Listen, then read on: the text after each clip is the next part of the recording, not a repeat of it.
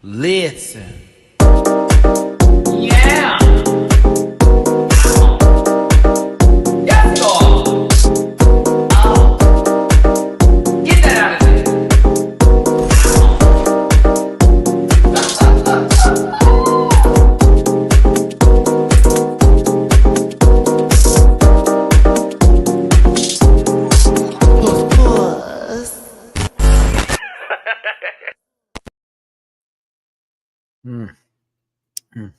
Listen.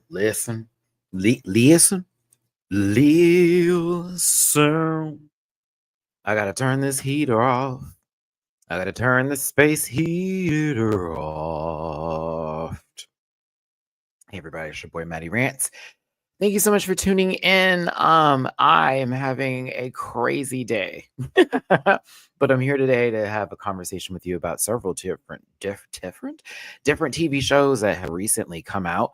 One in particular that I had to go get my own HBO Max subscription for. Thank you, Verizon, for the added perk. I had to merge my Netflix with my HBO Max account, and somehow I was able to get it up. But we're going to talk about the White Lotus. We're going to talk about Yellowjackets, both of them on season 3. They had their premieres this past weekend. I have some thoughts on those shows. I don't know. We might have a season for Yellowjackets. It's not feeling as what the heck is going on here as it did season 2, but we're still only 2 episodes in. I was kind of gagged they actually gave us 2 episodes. Also happy because the first episode would not have satisfied me. It was very exposition set up for, I guess, what we believe may happen this season, and some things that are, I guess, on the way for our revelations, if you will. White Lotus.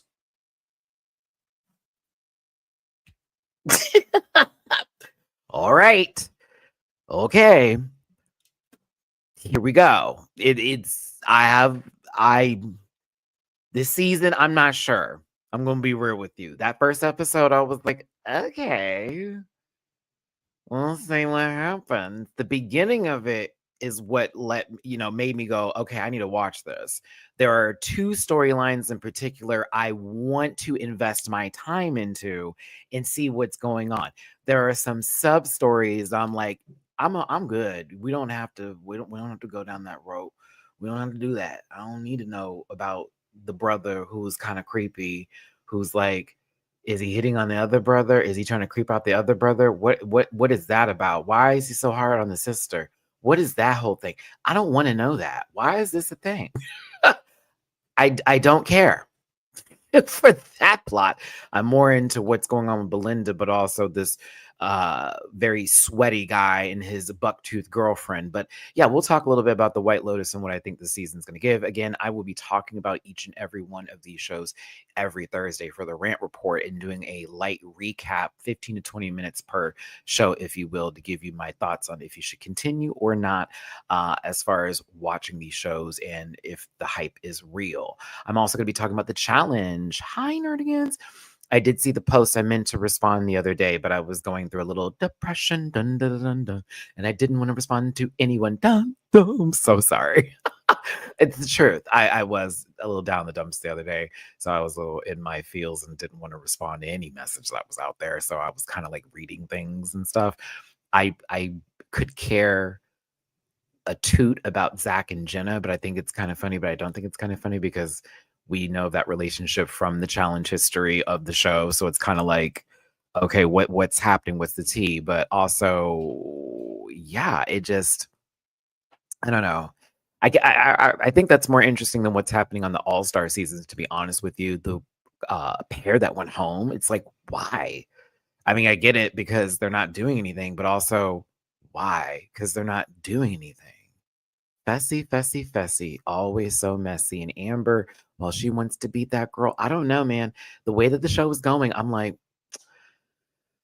I'm gonna continue watching, but once they try to throw Devon and Shane in, it's gonna be a wrap for me. I'm gonna be real with you because I don't like the pairings right now. I get what Frank is doing, but it somewhat seems so extra, even though I get it because I'm kind of like, yes, shake it up. It is a little boring, but I don't know. Sam and Anissa hooking up was not on my bingo card this week. We'll talk about the episode. Also, some other hot topics that are in place. I saw some trailers that are happening this week. I actually saw something. What did I watch the other day? I saw something of the um Sadamoto Days, an anime that is on Netflix. I think I said the name wrong, but I can actually talk about the most recent episodes because I did do a binge watch yesterday, and I am in. I'm in. I'm in. I'm in. It's a great anime. I was like, okay, we have story, we have excellent action scenes. It's very, very well done. I love Sakamoto. Thank you so much, Jermaine. It's very much like this former assassin who's now like retired and has his whole family, and his like number one family rule is to never kill again, right? It's kind of interesting, but yet he was the number one guy, if you will. And so there are people who are out to get him, and there are like these assassin my words today, organizations. Y'all, I was geeked because I was like, I thought of shit like this for a show. I thought of this for movies, like very much an assassin organization guild, this sort of bit. I love that kind of stuff. So I'm gonna be praising it, if you will, once we get to the anime portion of the show. You may hear Mina in the background right now and Mamu because I had to bring them inside. Houston had a hard freeze last night, so they were not allowed to go outside. So I wouldn't be frozen this morning. And of course, today it's a little bit warmer, but we do have another freeze warning this evening again. So I'm just like, golly. Um, but yeah, I do want to start this off with sending a thank you to everybody that's been watching my channel recently and new subscribers, whether you stay, whether you go, whether you're feeling the vibes or not. And maybe you're just enjoying the conversation, whether you're just watching the panel or you're doing my reviews or even this rant report and so forth and so on. I thank you so very much. Yes, the memberships are still coming. I'm just going through right now, and not in the like worst way possible, but more so it's just I'm trying to get this car taken care of. It's becoming a little bit more of a nuisance than I thought. And it's more so about me finding the right price for the vehicle. It's currently happening now, but I have a deadline and I need to get it done before the end of the month. So that's stressing me out. On top of that, I have to get my passport before the end of the month too, because I am taking this vacation. I've already paid for the majority of it. I need this vacation bad. I'm going crazy low key. I want to have my own White Lotus moment without all the extra mess going on. And like, the group is already set. We already got our rooms, we already got our beds, we've already seen the house. It's beautiful, and I'm just prepared for this trip. So my mind is like really locked in on that, and it's been stressing me out. But the thing that happened today that just pushed me over after everything else I've been doing, and I haven't even like scratched the surface of my life, is that Cash App is trying to close the hashtag, the $ Matty-Rants Cash App. And they want me to transfer it over to a business account, and it's not a business account. And that's because of the AI system that they're currently using, and they've been using, I guess, since June of 2024, or something like that, that is reading some of y'all's comments that you will send me when you tip me. And they're taking it as me providing goods and services, this, that, and the other. So they want to switch it over to a business account. Now, mind you, I'm okay if they need to do something like that per their requirements, even though I don't create a business account. This is like friends and family. Hello. At the same time, I was utilizing a loan system with them from the years of me having the account. And that loan system I was utilizing because of these last couple of months on YouTube being a little, shitty kitty, like all tea.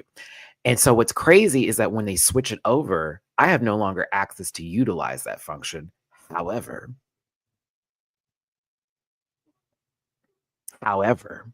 and this is where my frustration really kicks my nerves in, I still have to pay it back, which I'm fine with. But again, it's like you gave me something to use, again, that I was utilizing while we were having a little trouble with the channel. And now, out of not even 48-hour notice, it's very much, I got told today, and it's like immediately, hey, switch this over. You still got to pay this back. You can't utilize it anymore. Da, da, da, da. So I was like, okay, bet. And they told me, go ahead, you can make a personal account if you want to, and get the way you were receiving it. But based off of the system here, we can't change it. It's this new thing. I'm like, y'all can't override nothing. I'm on the phone with these people today. I was on the phone with these people today about this. I'm still mad about that. I was like, I'm on the phone with y'all about this bullshit. And I've had this account for years, and we've been doing this for years. And you can see, well, it's a new system we have in play. So I won't be using $ Matty-Rants anymore with Cash App. I am going to keep that account open for a few months after switching it over to a business. But of course, I need to just pay back the loan on that account, and then I'm going to be closing it out. But I do have a new Cash App that is going to be the one that I need y'all to use from now on. And if you would please not put tips in there anymore, as the guy told me. He said, that's probably what's triggering the system. He said, just have them send an emoji or something like that of the sorts. Anything of that, but not to include the other thing, but it is what it is. I'm like, okay, I get it. Like, I'm not going to be mad that this is a person doing their job. I just think it's crazy, the new system that they're utilizing it. And it's, I guess they're trying to like get over other people who are using it nefariously, which I'm not. I was like, God, I have so much attached to that account and I have to move everything to the new account that I just created. So it is what it is. Woosah, woosah, woosah. But I just want to let everybody know, when you like look at the name, you're like, why is it not that $ Matty-Rants anymore? It's not. It's Matt924. I'm going to utilize it until I get everything figured out. Because like I want to move that to where that's not even a thing. And PayPal ain't never gave me this issues. Vimeo, or is it Venmo? Excuse me. Venmo never gave me this issues. I've only had this weird experience with Cash App. So I know this has happened to other people who don't even do what I do. So it's just like, I don't know what's going on and why you're trying to like throw the book right at me right now, but we are moving into different names. So if you notice that, thank you. But anybody that's ever tipped, I do appreciate it. If you do say something to the $ Matty-Rants, do not worry. It's still going to be open. I'm just going to have to move everything out into the other account, as well as basically pay back that loan that's on there, which again, I'm cool with, but I thought that was sort of like fucked up. It's like, you just saw me take it out to pay my cable bill. Literally, it says that. And then you sent me that notice. I was like, I don't like that. I looked up and I said, now, God, I don't like this energy. We prayed on it, and I feel the decision is just in what they're doing. So I'm just going to follow the rules and just move forward. But they said, hey, if you want to make a personal account, go ahead and do so. And I did. And so there you go. But just wanted to give a little clarity on that. Oh my God, Brandon.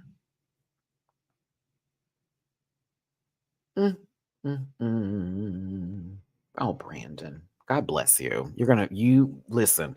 If there are tickets to heaven that are gonna be sold, bitch, why am I how you gonna mention Matthew? You just mentioned heaven. You said, bitch. I swear, if I ever pass, when I do pass, and I feel like I'm gonna have my judgment day with God, the conversation is going to be wild. I really hope that is a true thing, and it's just not we're all asleep. I'm just telling you, I can't have that happen. I thought my life is too interesting to just be done and not to speak with some spiritual figure about the life I lived. I'm afraid to tell you. That's just my will. That's why I have my own beliefs. But in my own head, I'm like, no, I'm not going to sleep. I'm going to wake up, and it's going to be whether it be an office boardroom, what would mine be? I feel like everyone's would be different. And me having a conversation with God about my life, swear to you. Because but anywho, Brandon, thank you so much, babe. Hope this helps a little bit. It does a lot. And I thank you so very much. Been a minute since I've been able to catch you live. Do what you got to do. God bless you, Brandon. And I appreciate you, baby. Now, let's get to the show, because I know a lot of y'all are not here to listen to me talk about my life.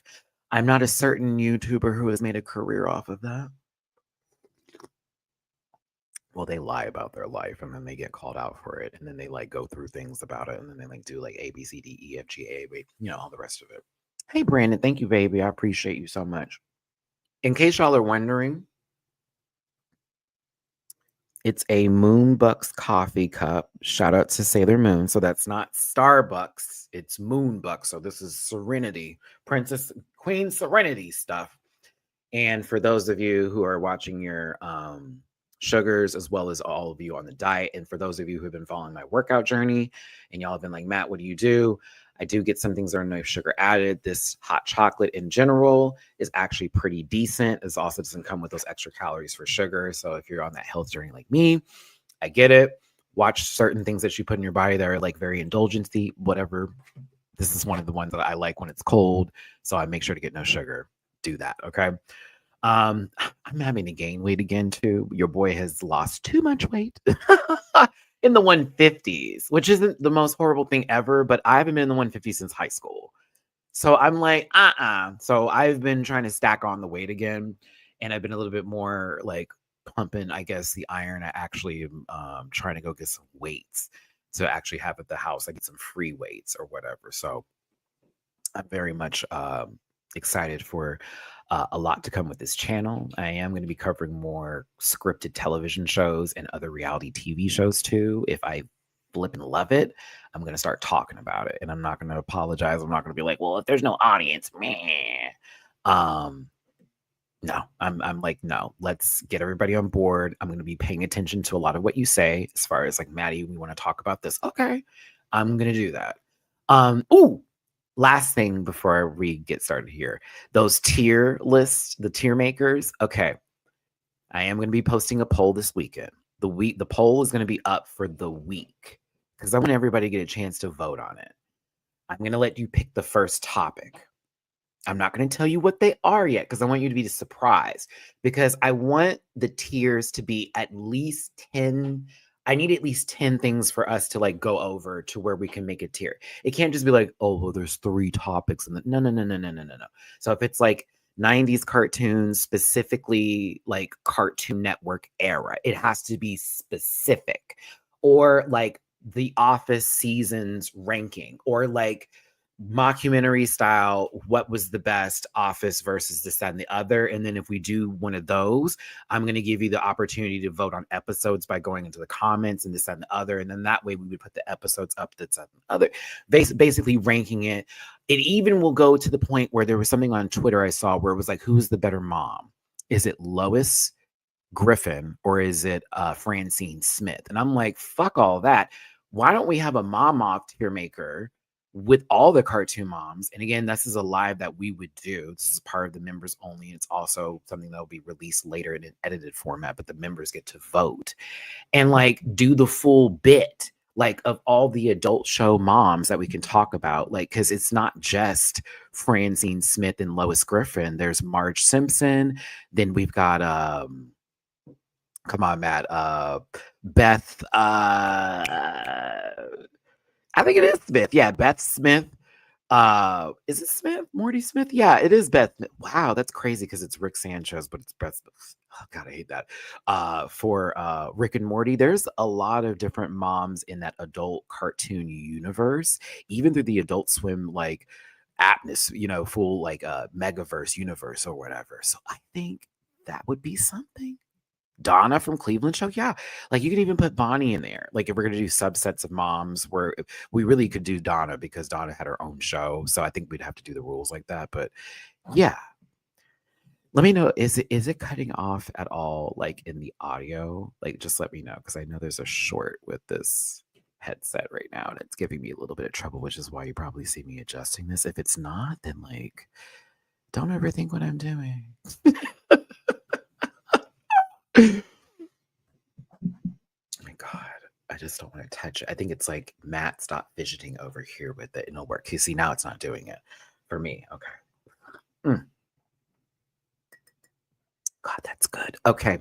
So listen, all my links are in my about section if you want to find me. Affiliate partner with Paramount Plus. The show I'm going to talk about, I need to send this to them, by the way. Yellowjackets is a part of my affiliate program. So by all means, if you use that Paramount Plus subscription, that free week on me, the Showtime app does get included with that, and you can choose that option. It's also a little helpful for me. So like, if you want to go ahead and click that link and it'll take you there, that's what's up. But I'll discuss all of those links in greater detail a little bit later. My disclaimer is for those who need it, but basically don't take anything I say too seriously here. We're just here to have fun. Don't send hate to anybody that we talk about today. These are just my opinions. This is meant to be just a show for entertainment purposes only and nothing more than that. If you hear any noises in the background, I apologize. I didn't realize that we're going to be working on apartments today or just people being loud in general, but we're going to try our best. And if you wanted to throw a little love in my jar, it is PayPal.me/Matty-Rants, Cash App $Matt924. God, it's going to be weird to say. And Venmo Matty-Rants. Shout out to Brandon earlier who did send something on my Venmo. Thank you so very much, baby. I appreciate you. Down. Okay. Tonight is Traders. If you are part of my Patreon, I will be having that episode posted tonight.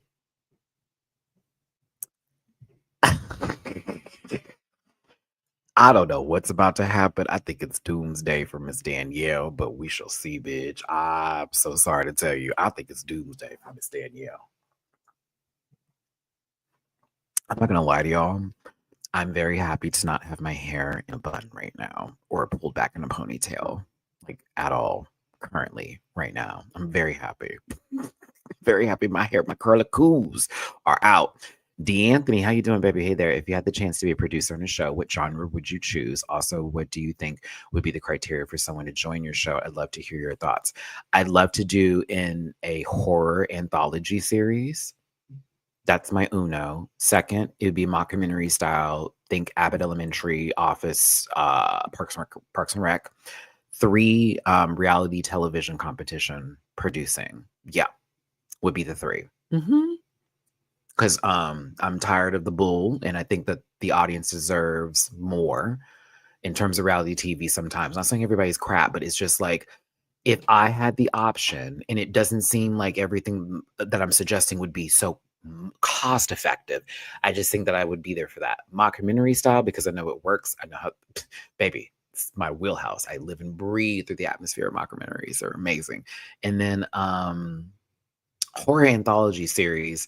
And I think I would be basing it, and I'm not going to say my ideas, but I have like ideas behind the anthology series I want to do.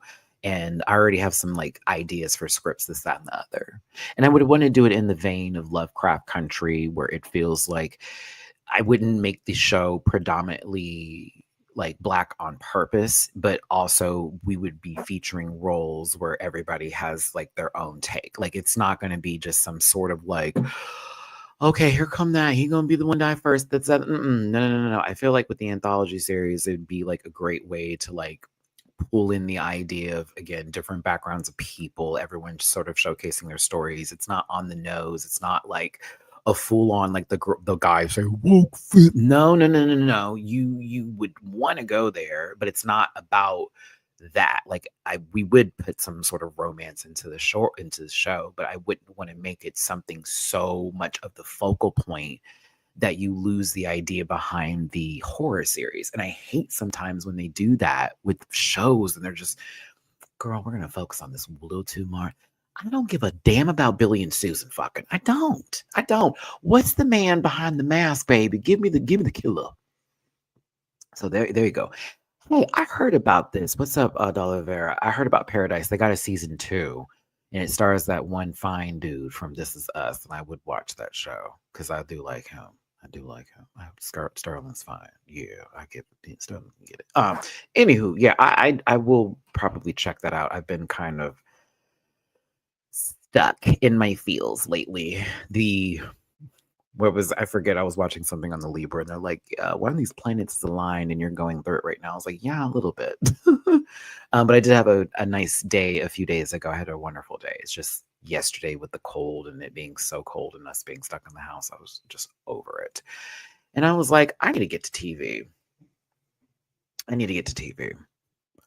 We're going to start with the White Lotus first, season 3. Now, for those of you who've seen season 1 and 2, you already know the premise behind this sort of hotel show. It is an anthology series that's somewhat connected by the brand of hotel that is the White Lotus. And it's always some sort of super extravagant, big affair. Something about the White Lotus is always different. They are known exclusively, so that's why people want to go there. But at each one of the locations, some shit has gone down by their guests' fault, or say somewhat of the hotel staff also being included in this drama too. We had them in Hawaii, Hawaii for the first season. The second season was in Italy, right? Yes, it was in Italy. And so this season is in Thailand, which I think is amazing. Shout out to Drag Race Thailand. But as much as I'm very much going, okay, we don't have I want a hot dog real bad. We don't have our girl there, okay? And she was in the first 2 series. If you don't remember, she actually was taken out, or I'm trying to use the good term so YouTube doesn't get me here. But Mama, after, Where are the gays? That scene was wild. I hate how she died damn, I said it, but I hate how she went out in the second season. I hated it so much. And the guy, apparently, if y'all remember who she was supposed to be with or whatever, who, clearly had his own thing going on and his own situation with her, he's back. He's back in this season. And they show him like quickly, but I'm like, hold on, we didn't really get like the full like number there. And I wonder where that's gonna go. So that's kind of her connection to this season is him. Let me get to his picture real quick so y'all know who I'm talking about. I don't have everyone's names fully here yet because I honestly just finished watching this episode. I just finished watching this maybe 30 minutes ago because I didn't realize Yellowjackets was 2 episodes. So I was like, well, fuck me. He will play a huge part later. Something's up and something ain't right, and I want to know what it is. Uncle Rico, there we go. Yeah, Brandon, I would highly suggest you get into the show. Honestly, it's a good time. I'm doing a lot upstairs. It's a good time. How would I describe this to somebody who hasn't seen it so it doesn't give anything away? It's one of those shows where you sort of are walking into a situation, right? Like we as viewers are following the perspective of not only the guests, but also the people that work at the hotel. And there's all these different stories that are happening, but everything is connected through the hotel. So imagine you're watching this and you are playing the observer to all of the tea, to all of the drama, and to all of the situations that are happening right now. And everything is sort of crossing over each other, ping, ping, ping, ping, like this, until the end, where everything comes to a head. And they always start off these seasons with a bang, like something's happened, some tragedy took place, something really fucked up went down. And then they get you to point, then it's like, whoop, all right, 5 days before, and now you're supposed to watch it all go down. They don't even tell you exactly what happens. And normally in the beginning of the seasons, it's like very like, what? What's that? And then all of a sudden, as we travel through and travel through all these episodes, you get there and it's like, what the fuck is this? Highly recommended. I would say the first season is the one. That's the one that's going to get you hooked in. Season 2 was good. It wasn't as good as 1 to me. Season 2 just had a lot of iconic moments. But season 1 is what really sold the show. It was gag worthy. It was gasping. And there are also, a lot of different storylines happening where you as a viewer are now taking perspectives, completely different people, and trying to apply yourselves to those situations or viewing this from a perspective of what would you do, this, that, and the other. I love it personally. But basically with this one in Thailand, it starts off with these 3 different groups, I guess, coming in. 4, I really should say, as the owner was somebody who was, facing illness and found themselves looking towards wellness to find, health again. And of course, them now owning this hotel, it's like this full-on spa, if you will. They even tell these people, hey, we encourage you not to have cell phones because it's supposed to be a social detox, which if you know Americans and a lot of people in general, because I just want to throw us under the bus, but there are a few of us that just do not know how to let go of things, if you will, of our possessions. And it's supposed to be a way of like healing and coming back anew. And you can tell from the people that are showing up that not everybody's on the same page here. Thank you so much for the super chat, Axel. Hi, Maddie. I know you're a huge Sade fan. You should definitely check out Kalila. I think you would absolutely love. Okay, we'll definitely check that out. I'll make a note. I had to put my heater on, and as soon as I put my heater on, all of a sudden the noise upstairs like becomes less ridiculous, which is always so funny to me. I told you I have sound sensory shit, man. If I hear anything that just doesn't seem to make sense to me, my mind goes into like, what the fuck is going on? I can't. But anywho, these 2, I don't have the names just yet, but let me explain sort of what's going on with this guy. This guy's an ass. He's very on edge, very much like, why am I here? Why am I spending this money? I don't know who he is just yet. I feel like He's done some dirty work. He is definitely a criminal in some sort of regards, but we sort of haven't opened up his can of worms yet. And I think that even though she gives very much along for the ride, that she is also part of that same equation too. And she may even be more of a mastermind about it because she talks to him wild. He does too, but she be dragging him. Like this episode, very like I forgot he did something so negative, and she made a very, very good critique on him. But you would take it if it was you being the person to receive it as who this bitch talking to. They give major crash out. Am I right? Okay, thank you for adding to this because that's what I'm getting from both of them. I don't know how they got there, is what it looks like. They don't look like they never had no money. He don't look like he has a nice like establishment outside. That something don't give okay energy.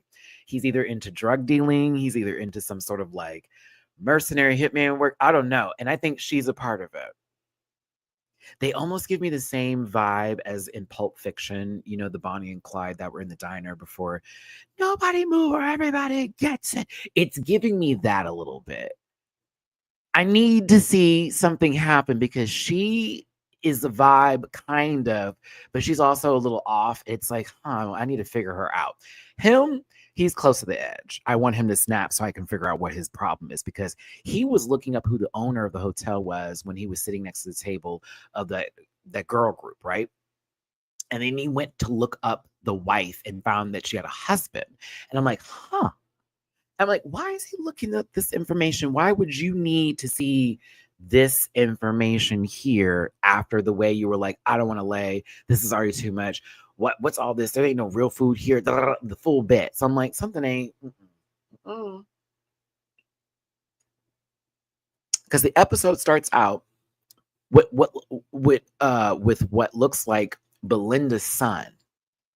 Because there weren't that many black people on the island, no shade. I did see the couple. It was nice to see the folks from Survivor there. I was like, okay, work. However, it starts out with him having a conversation about being there and being, oh, this is nice. It's great. And then all of a sudden there's shooting and you hear people getting shot. You hear people screaming. You see people running, bullets flying and all that kind of stuff. And then he's like praying to Buddha, but then praying to Jesus. It was weird. He was like, Buddha, please help. But then it was like, okay, God, Jesus, help me out. But then he swears at Buddha, like, you better not let nothing happen to her. And then a body is floating in the water and he's freaking out. And so for me, I'm like, there ain't that many black people there. Belinda's whole story. Let me get to Belinda real quick before I get to the rest of his family. I don't like the fact that Belinda's there on some sort of work shit. I wanted her to be there to like have a vacation. She's there to like vacation, but work. And I get it because she works for the hotel in Hawaii. But for me, I was like, well, fuck, we can't just have her there. Like she got a little extra money or something, from whatever may be. Maybe when Miss Mama had passed away, she gave her little coin tots and she wanted to have a trip. I was like, oh my God. But she's going to be there for 3 months. So a lot of people are there just there for the week, if you will. So I don't think she's going to be leaving at the same time as everybody else. Like she's there for a while to like learn this, that, and the other from this guy. And I'm also wondering, is she going to get with this man? Is that what's going to happen? You gonna let is the writer of this show who doesn't give me that he would give Belinda anything outside of I'm just happy to be here. Are you gonna let her smash that? Because I'd be here for Belinda getting some glow. Let her get a little tie glow, please. But no, she's happy. She's again, it's supposed to be like this resurgence of energy for her and her finding herself in Thailand through the White Lotus while there to learn how to like improve her abilities at work. I hate that that's how I'm describing it, but it's kind of the truth. And her son gets to come to enjoy somewhat of the trip later on is where we're at with Belinda. So back to these families and these people that are here. Again, something ain't right, but we'll figure that out. The girlfriend, and I said, this is weird that she would meet them. They have so much alike. And then this guy, I said, something's not right. And I feel we'll see her again. But this group is wild. And this one was relatable. Ooh. Hey Nima, we're gonna talk about a whole bunch of stuff today. Hey baby. Hey y'all, thank you for tuning in. The like button, share, and subscribe. If you want to drop a tippy poo in my jar, please don't put tippy poo as I am having to close out the $ Matty-Rants Cash App. And we're now with $Matt924. If you do send anything to the $Matty-Rants, it will still be open up for the next 2 months because I have to close out a loan with them, but they're trying to transfer it to a business account. And I've already told them, don't. I might end up keeping it. We haven't figured that out yet, but until I figure out the situation with them right now, that's the one y'all need to use. But Venmo and PayPal is preferred at this time, but PayPal.me for such Marianne's cash. Venmo Managed Rants. Thank you so very much for tuning in. But yes. Turn that off real quick. Okay, we don't know what's the problem. Something's the problem. Now, these two, Miss Mama over here is super famous and everybody knows her from a show. She just so happens to be like running it where she lives and is part of every boarding community, married a rich man, did the full bit like that, like got their lives going on. And then there's her, and then there's her corporate life, doesn't have a husband, single mother sort of bit, but apparently like it's something's not right.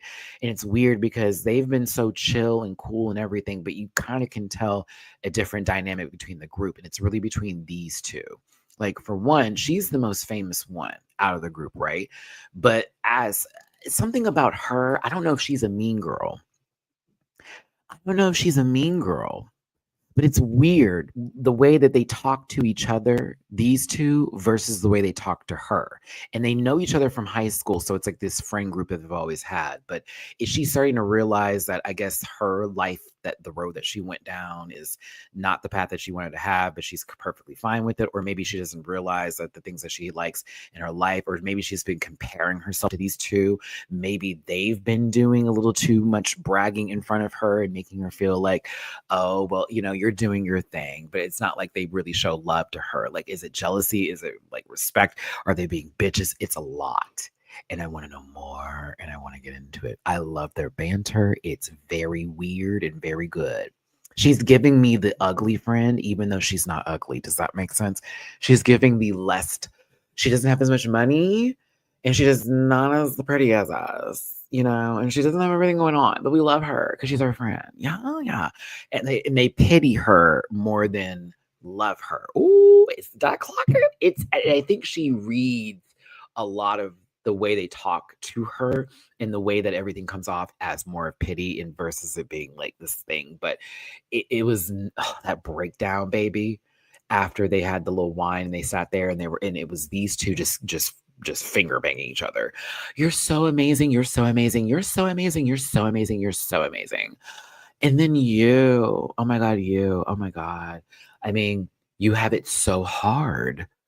Your corporate life, I mean, I can only imagine, like, that shit would have drove me. Like, what? You have it so hard? Like, you were just, like, saying how my life is so amazing and this, that, and the other, and how jelly you were. Like, it's clear she is jealous of her for being famous.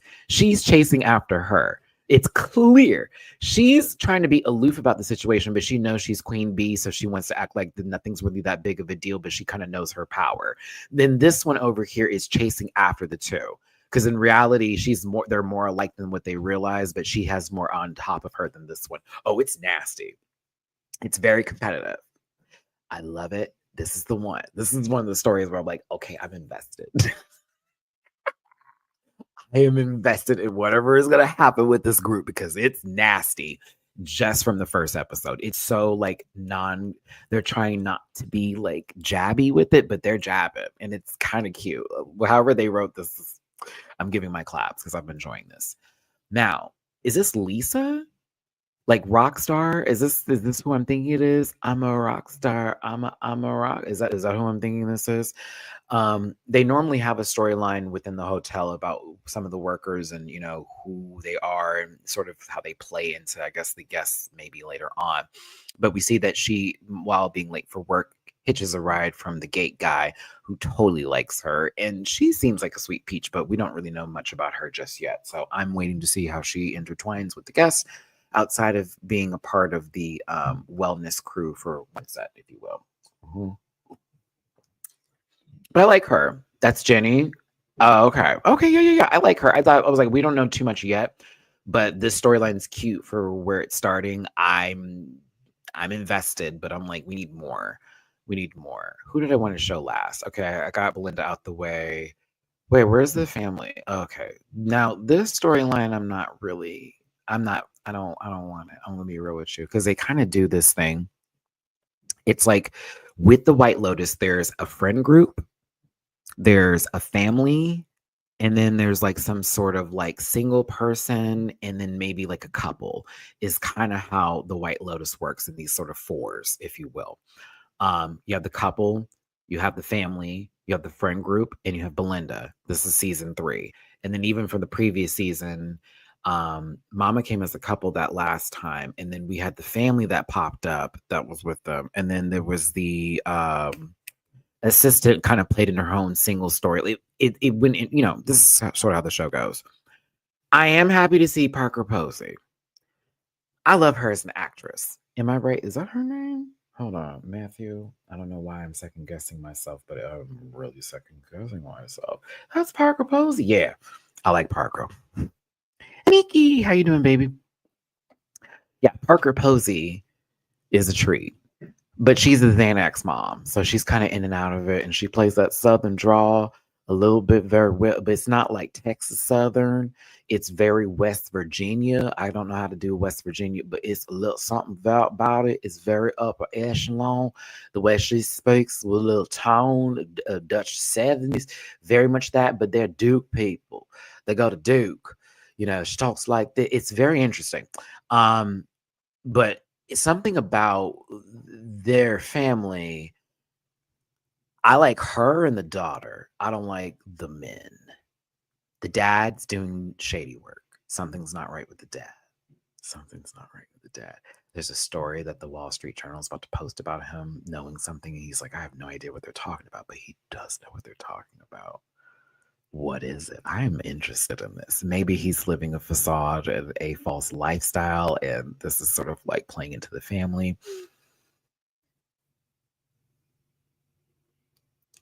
I don't like Arnold Schwarzenegger's son. That man is not handsome.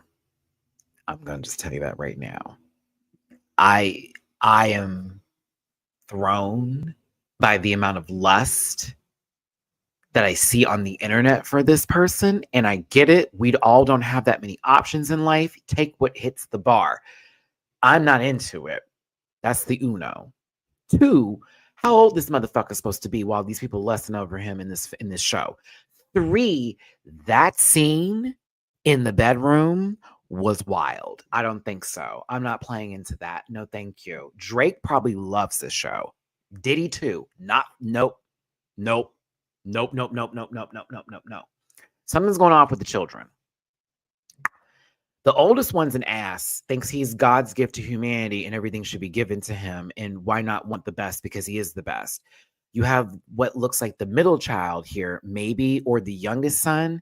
He's giving, I don't know what I want to do with my life, but it feels like he doesn't want to do anything to do with them. And he doesn't know how to say that just yet because he's still like confused on what he wants to do.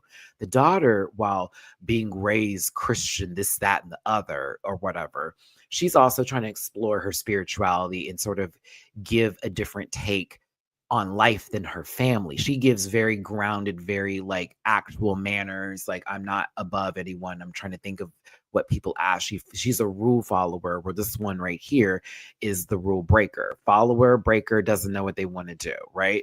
But he's a dick. Like the way he talks about his sister, the way he just acts in general, he was like expecting the women to like fawn over him. Like it was wild to watch him work, and it's very put on, and it's a turn off at the most.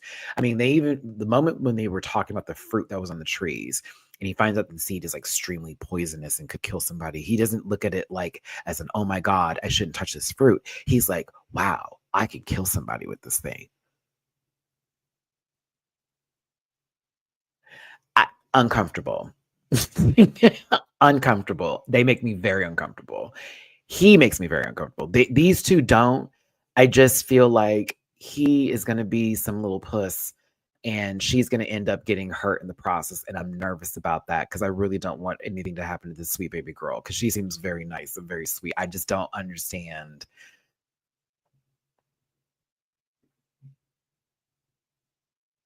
This part was disgusting. I would never ask my brother in a million years, what does he look up for porn?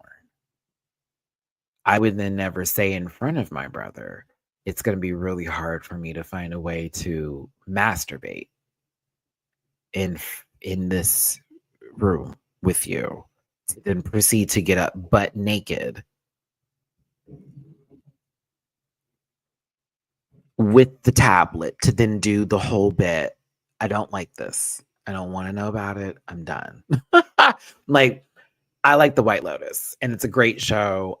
There are just some sub stories. I don't want to know nothing about that family. I want to know what the hell is going on with this couple. I want to see Belinda like do well and life be good to her because Natasha Rothwell is a national treasure and we love her. Like we love Natasha. I want to see what's going on with Jenny's character. I want to see the hotel do a little bit more work. I want to figure out what's going on the inside, and I really want to figure out what happened at the beginning. But that family shit, no, thank you. It's a little too on the nose for me. It's a bit gross, and like, yeah, something about him is not attractive. He looks like the sloth from Ice Age. Where is he? He looked like the sloth from Ice Age, but like, with like generational wealth.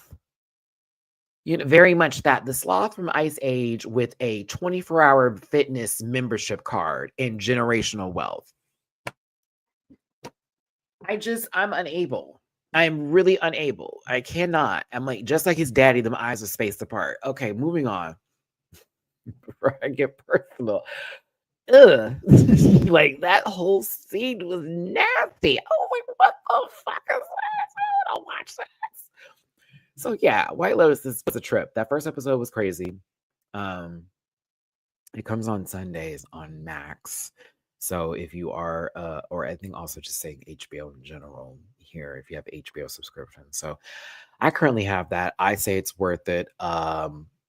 Yeah, it looks like it's going to be an interesting season, but I need to see it play out a little bit more. I feel like by episode 3, I'm going to be losing my grip. That's what it feels like. Because that's what it was. That's what it was like for season 2. Like episode 3, 4, I was like, oh, here we go.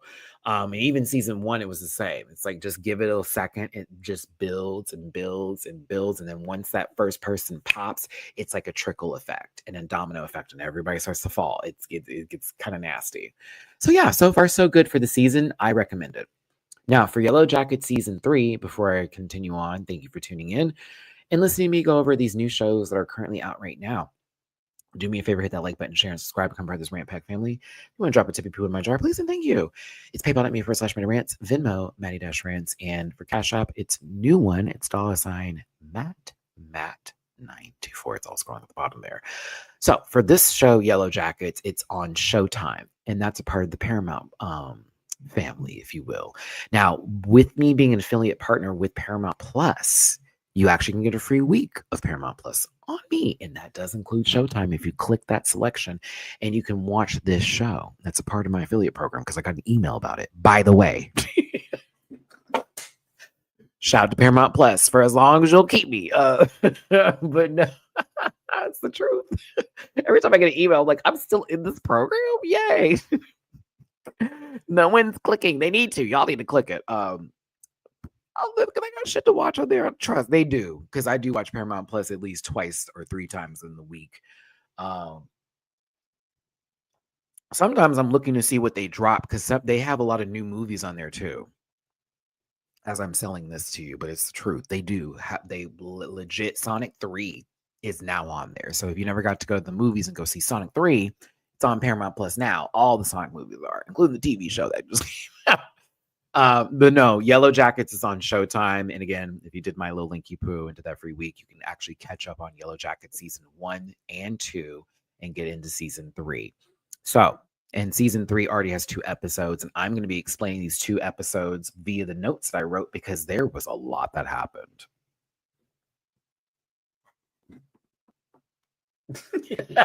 As I stretch for this. There is so much that we feel. Okay. Is season 3 better than season 2 so far? Yes and no.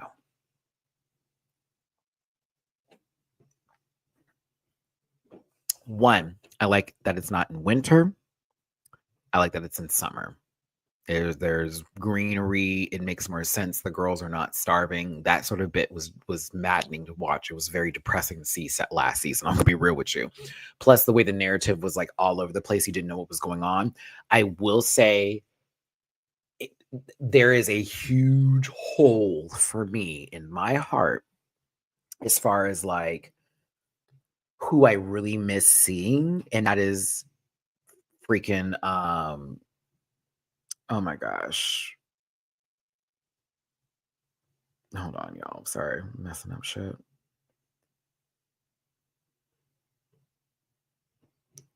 Juliette Lewis. Why? I was gonna say Jennifer. Oh my god. The way y'all don't understand my brain, the struggle I just went through. I was like, it's not Jennifer. That lady ain't black. You talking about that white woman that you like a lot. And she's so funny. And she's also a great actress. And you've been following her for years, Maddie. You can't get her name out. You know her name. Everybody gotta have Lewis. Juliette Lewis.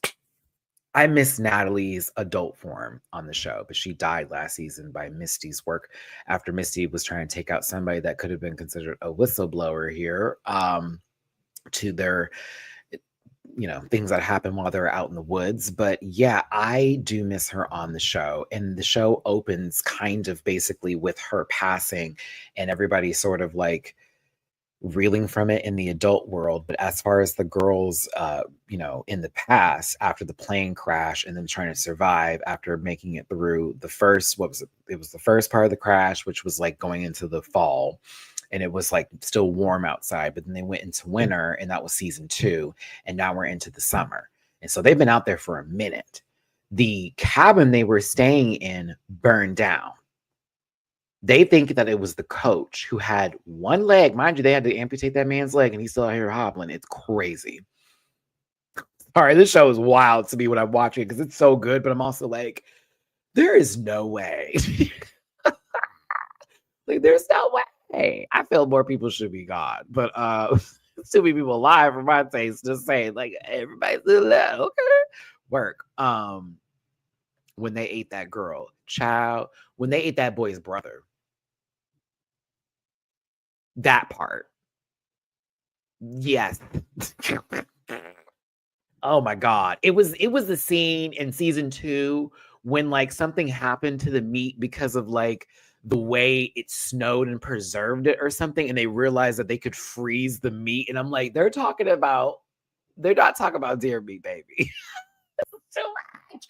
So like they're not eating right now. They're not eating each other right now. They're not doing that. But we do know from the seasons prior to that they are doing sacrifices, if you will, to this entity that is out in the woods that they keep hearing, but they don't have too much information on. But Lottie is the one kind of running the show on that because Lottie's, somebody who was in a mental institution they don't really even fucking realize here that now has come back out into the regular world and guiding these bitches into what could be. But I can say Shauna, I do not like her in teenage form. I prefer Shauna in adult form, but Shauna is extremely flawed, and we all know this.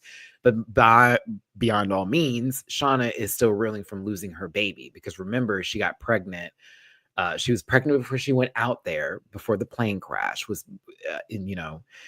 basically had her baby during the winter. The baby died. She was holding a dead baby for like, what was it? How many days? They said she was holding it for a while. It's like, what? They helped her bury the baby, but she still resents these girls. And she's been writing in her journal about how much she hates them and that she doesn't believe in the spiritual cycle bullshit. And they're playing to some demon. She's like, I'm not about that bullshit. She ends up moving the body of the baby. She leaves the original grave where it was, but moves it somewhere that's just personal to her. Because I think she's afraid that if they ever run out of food again or something like that happens, or even something crazy, that someone would try to dig it back up and do something with. I don't know. But I was just like, girl, as I'm watching this is wild. So they now are proficient in hunting. They're proficient in finding where the food is. They've learned to track the animals down based on different people's backgrounds and the lives that they grew up in. So they've learned to be very self-sufficient, even in a survival situation, which is kind of dope. Made tents out of like twigs and leaves, the full bit. The full bit. It almost gives midsummer. When you think, I hate that I'm saying it like that, but I have to say it like that. It's my Maddie way. This almost gives midsummer teas where I feel like they're about to stick some man in a bear skin, roast him alive, but it is what it is. But they're definitely feeding into the pagan ritual teas and very much worshiping the woods and something that is out there, and they don't know what it is yet. And I really do wish they would. I want them to give a much clearer answer to what the fuck we are talking about, why we are here. It is season 3 right now. It's giving the happening still for me, and it's not really answering a question. And it's like, is this just something that they made up because they are all hallucinating on mushrooms? Because they're taking mushrooms out there now. They're hallucinating and trying to get closer to the spirit. But like Lottie in her younger form is really on some bullshit, to be very fair. And so she's trying to go through him to get, I guess, closer to the entity. And I think he's starting to realize something's like off about it, and he's going through some pain because she's like willing to let him like freak out on like mushrooms and stuff just to like be in pain so she can get her answers. And I think she's going to move towards Aquila. And I'm like, oh, here we go, because she's close to the animals. But again, there's a lot going on in the woods. They're looking for the coach. The coach has been missing. They think he burned down the cabin because they were eating people. And he's like, fuck these hoes. And they were like, he tried to kill us, so we got to get him. But that's not what happened, right? Is that what happened? What happened? Oh, he's on the run. Well, hobbling off. Mind you, Nat didn't take him out when she could, because it's like, there's a lot to that. But the thing is, he's out there on his own. He finds some rations, which is so lucky. Mari ends up getting caught by him, but not really caught by him because he set up a trap. I can't stand her. I kind of wish she was already taken out, but now Shauna goes into some lesbian shit with some Melissa. Bitch, this was weird. All of a sudden, like, she wanted to kill this lady because I guess she was too close to her. And Shauna's like, I'm not feeling your shit right now. Then she ends up making out with her. And I just started singing my lesbian song. I was like, girl, what is going on? Mind you, in the adult world, like I just said, Natalie died. They're reeling with that. Misty is very much depressed and grieving from the situation. She's trying to handle the stuff. She ends up going to Natalie's locker. That I believe his name is, it's Marcus, right? I believe that's his name. Elijah Wood's character, who is so helpful to her. I hate how she treats him, but he's also creepy too.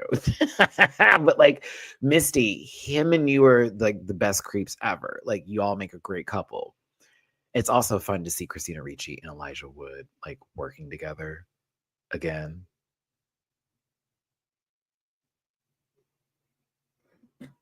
You're like, Matt, what movie was it they worked on before? I believe I'm trying to think of what it was, but they're like my childhood actors that I grew up with. So of course I'm going to always be a Christina Ricci, Elijah Wood fan until I find out something else.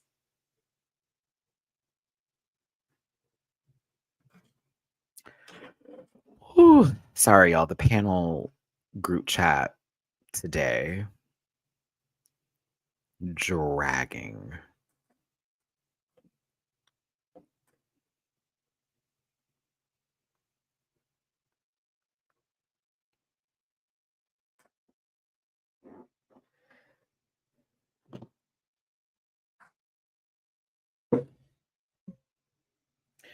Okay, let's wrap through this, honey. I can't.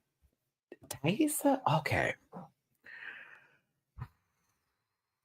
I'm in conflict with her adult character in Vaughn because I like Vaughn, but Vaughn seems kind of selfish at the same time. It's like she's holding Thaisa responsible in a way. I'm kind of confusia when it comes to them too. The lesbian stories are amazing on the show. Also, this is very Yellowjackets is very queer friendly. So if my baby's out here like, Matt, we've been looking for a show, honey, Yellowjackets is actually right up your alley. You'll be just fine. I don't like what happened when they ran out on dinner and then the guy who was chasing after them gets killed. And then now they're kind of like being looked, they're people are trying to find them after they took out the guy. And it's like, huh? Like, I don't know what's going on with that. Like Vaughn has cancer and it's sad. And it's like Taissa wants to make her feel better, but she's also still dealing with her ex-wife, who again, Taissa was having these like waking up in the middle of the night, digging like shit up because the entity or spirit was still coming through her, or she's always had these like sleepwalking fits or whatnot. Yo, I swear, I'd just be sitting there like, huh?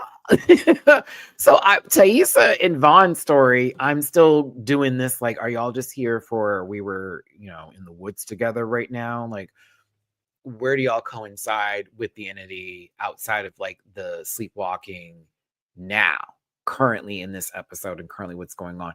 I noticed something when she did go to this, like, it was sort of like a prayer area, or like there was an idol set up and she burned something. And I thought to myself, see, she had an idol and all that set up beforehand when she had her house and it was in the basement. I think that Taissa is way more into black magic than what we're getting off on. And it's more so like, is the thing working through her? Is that just her own thing that's happening here? Because I remember her storyline from the previous season and her grandmother and the full like eye shut and in the mouth shut part. I'm like, okay, I remember all of that. Got it. But is somewhat of that lineage like playing into what's happening to her? It feels like yes, right? But also, is it accelerating? I think that there's a point where Lottie gets out the mental facility and she shows up at Shauna's house and it's like, can I stay here? It's like, bitch, you try to kill me. Then literally last season, you try to kill me. Like, dead ass. In front of my child, mind you. They let her stay. Mostly because Callie was like, no, we have to let her stay. But I think Callie just wants to get more information on her mom and on what really happened, because her mom's not being truthful because Shauna's a big fucking liar, right? But like Callie's trying to get the tea. Like, she needs all of it. People at school are already making fun of her because the rumors of them like, being cannibals and all this came up. I did think that what she did to those girls was pretty funny by throwing all the like organs and stuff on them and flinging it around. That shit was hilarious. But Callie even gets Lottie to sort of like open up to her, like while they're, Shauna and her dad are at this business meeting. But Shauna also has somebody that's following her. Someone left a tape at the house and Callie picked it up. It was for Shauna, but she picked it up and put it in her pocket.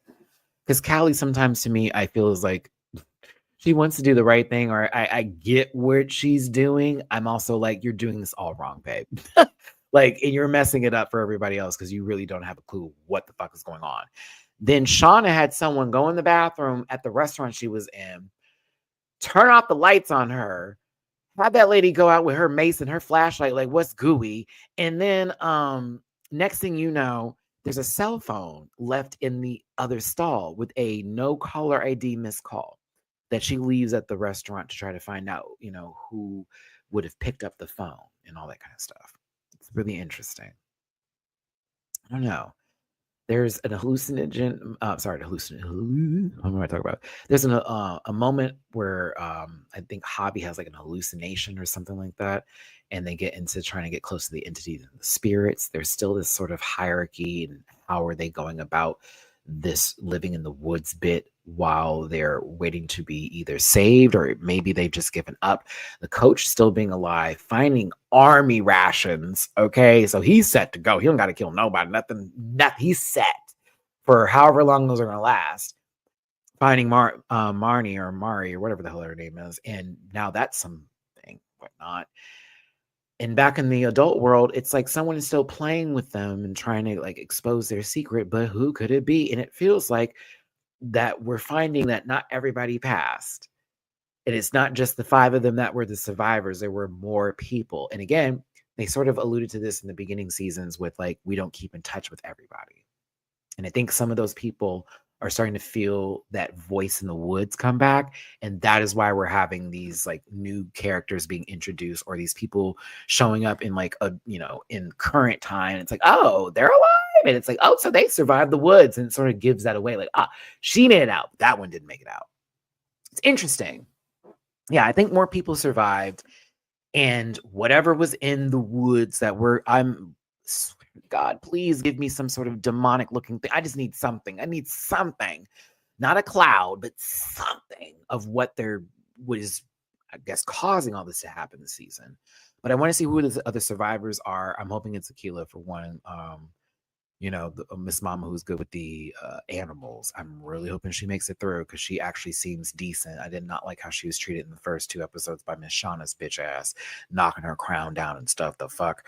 But I get it. Shauna's like, these people are weird, but you're weird too. It's a wild show. Do you need to watch it? Yes. I'm gonna have to recommend Yellowjackets because season 1, that season 1 took me out. Like, I was immediately sold on every message board trying to find what I could. When's season 2 coming? Season 2 was a little all over the place, but it was still cool. It still gave me the same kind of vibes. And we did get to learn a lot more about Lottie and get a lot more, I guess, information and closure on some things from season 1. This season, I have high hopes. I was not bored. I needed to pick up. I need to find out who was on that phone, and I need us to Callie to play detective a little bit more. I'm kind of here for her being the detective right now and sort of getting the information because Shauna's not really being forthright with anything. And I'm also wanting to see where this goes with Misty because they're saying Misty's having a drinking problem, but I think that it's something more than that when it comes to Misty. I don't know.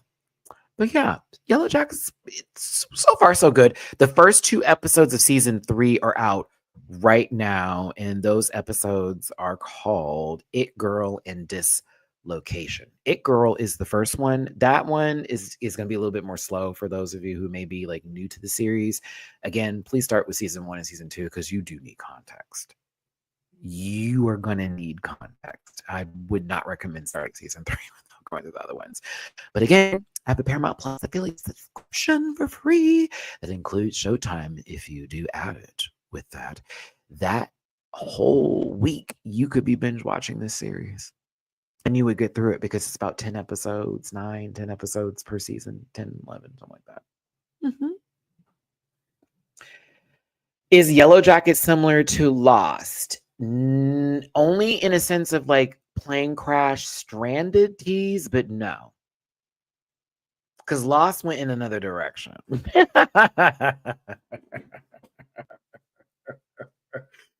I know what you're talking about with the part where it was like, what is this? This is beautiful. It got really wild and Lost, right?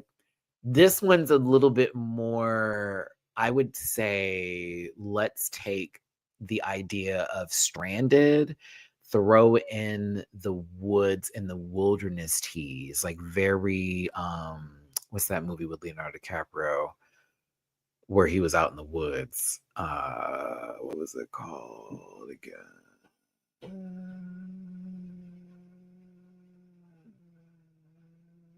Rich, right? The room, something with an R, I think. Room. Like it's gonna come to me. I swear it, Billy. Revenant. See, Paulina, look at me. I knew it was with an R. Revenant.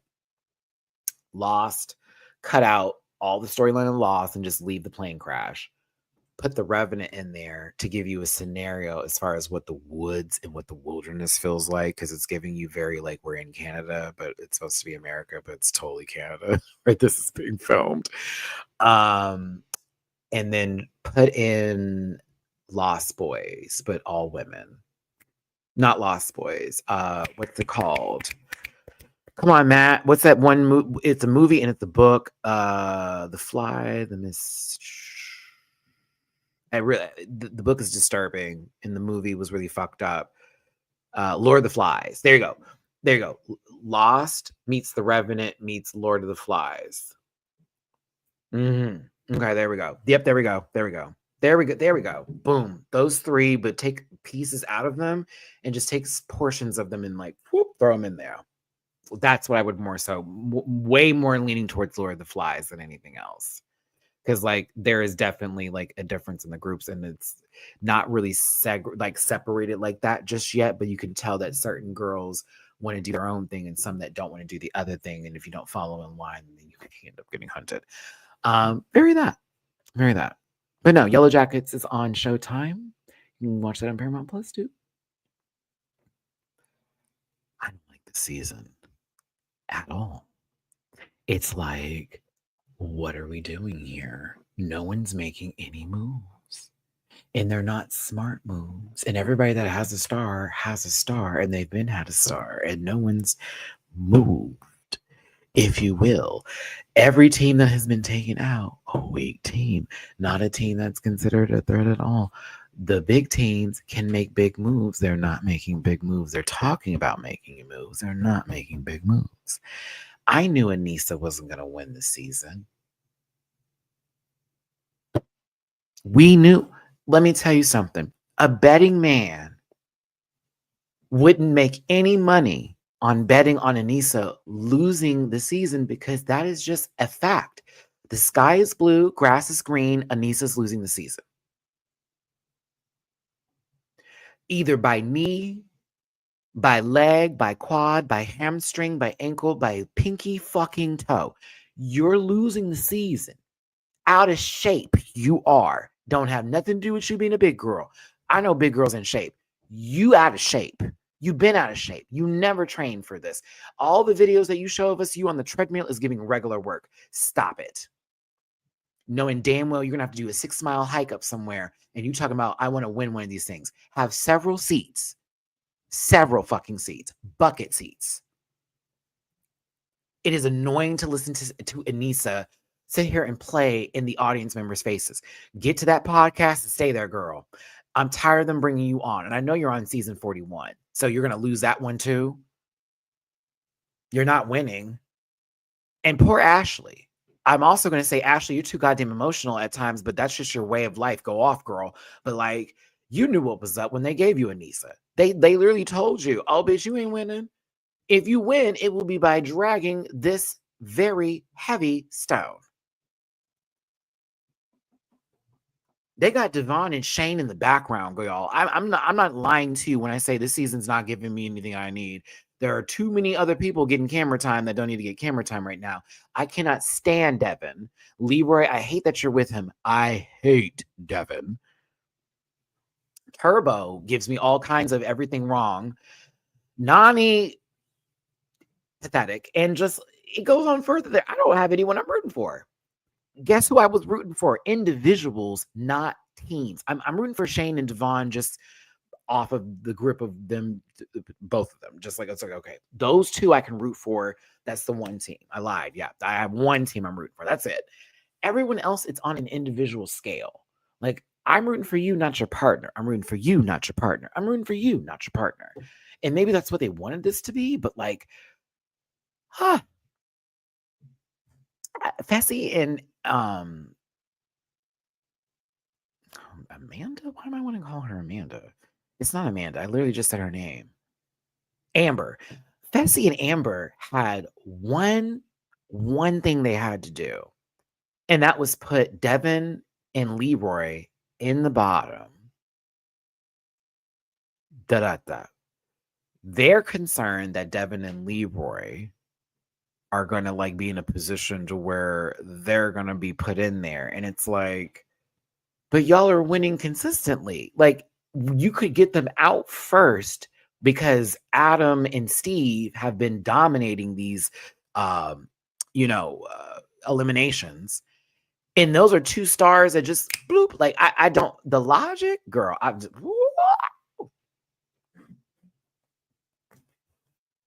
not enjoying the run. It was like, oh God, I really couldn't. I just really couldn't. I really couldn't. It's hard to watch the season. As much as I like Katie being there with Veronica, they're not winning. Again, they're all talking about social game. Okay, so what happens at the end?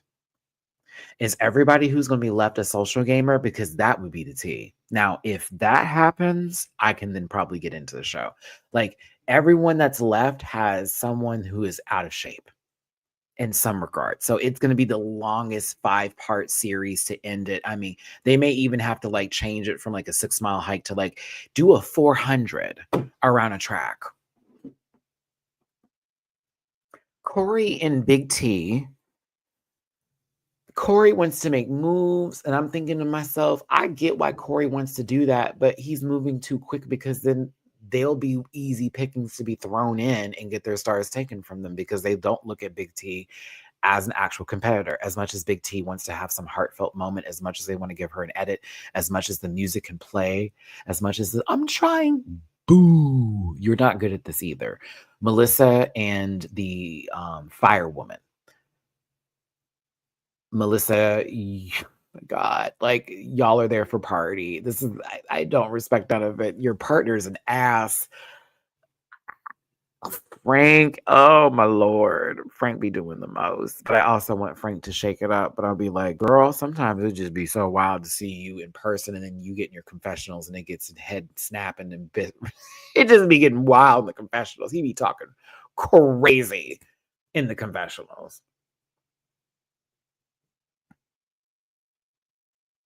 I don't care about the former couple. I really don't. They don't do nothing for me. It's not good. The season's not good. It's not good.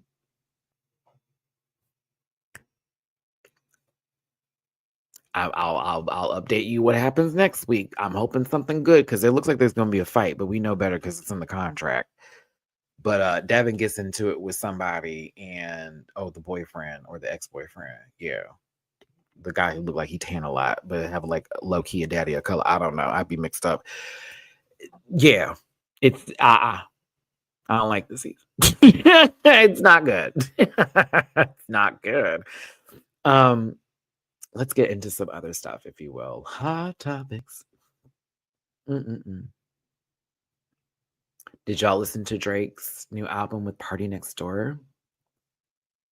I'm not actually asking you that question. I'm being silly. I'm sorry. I don't want to know if you've listened to that. I didn't listen to it. I would look at you crazy if you listened to that. The music universe is going because Lady Gaga is in full effect right now. I love that she's releasing all this footage of her choreography, and a lot of the gays are consuming this because, well, you felt left out when she's got her pink cowboy hat and then also did a whole jazz album on top of it. It was really hard to hold on. Hell, you even tried to give that lady some credit for Joker too, but you even had to admit that was a bad movie. But now you're getting what you deserve, and it feels like art pop has been reborn, and I'm very excited for Mayhem. I did see the lie detector test. She neither denied nor confirmed telephone part 2. She more so said that she doesn't think it's over, which is truthful. Like, she probably does have things that in plan for it, or they talked about it, but I haven't seen a visual yet from my mother, Beyonce, all in his mouth like liquor. So as far as her saying that in a lie detector, I'll wait till I see it. Because I saw the track list for Mayhem. I didn't see featuring Beyonce on one of them. So, cack. But I would be gagged if Lady Gaga was somehow in Act 3. I would be gagged. I wouldn't be surprised, though, because it feels like she would fit a lot better on Act 3. She could have been on Act 1. But Act 3, yes. We'll see. See, Beyonce, that's the thing, and everyone has to know this about Beyonce. She always knows. She wants us to believe that we don't think that she knows what's going. Like, she wants us to be like, I'm not on the internet. There's no way. I am too busy doing my own thing. No, she's busy, but she will have time. She also got children, and Blue especially.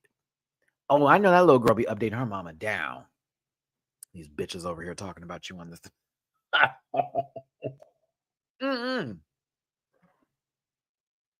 You know, I think it's something that they've talked about, and it's like, how do you make it work and make it good?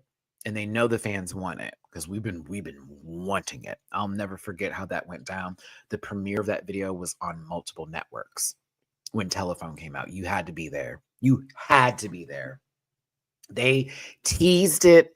They were promoting the fuck out of it. It was huge for Lady Gaga and Beyonce to do a song together because there was video phone for I Am Sasha Fierce, and then it was telephone. Like it was two different ways of them working together. Like it was like what? Because Gaga was just coming up and she was hitting her like it's truth. Gaga was just coming up. Beyonce had been established and she was on what I Am Sasha Fierce after B-Day. And so Gaga was coming into it, and it was like B working with her was a big deal because it's like she's the top dog. And now this girl who's been chewing is working with her. Oh, baby. Oh, baby. Mind you, Shakira was on B Day. Look, and you see Shakira now. Mind you, Shakira already had a career. Hello. She already was somebody working with B. It's almost like this effect of like the big dogs coming together. Like it's money. And then you have Gaga and her in the next album. Then you had Nicki for Beyonce. Oh, hello, subtitle. I was like, are we paying attention? Are we paying attention? Hell, Megan even got a little what was it, the remix that happened? I'm telling you, Beyonce's very smart about who she works with. I still think that Miley Cyrus featuring Miley Cyrus moment was one of the best ideas she's ever had. I've been dying for them to sing together. I've always said it's going to be good. And I was right. It even got a Grammy. I was right, bitch. I was like, oh yeah. Like now that sounds lovely. And when I heard people like, I don't like other stuff, I was like, okay, you don't like the girl.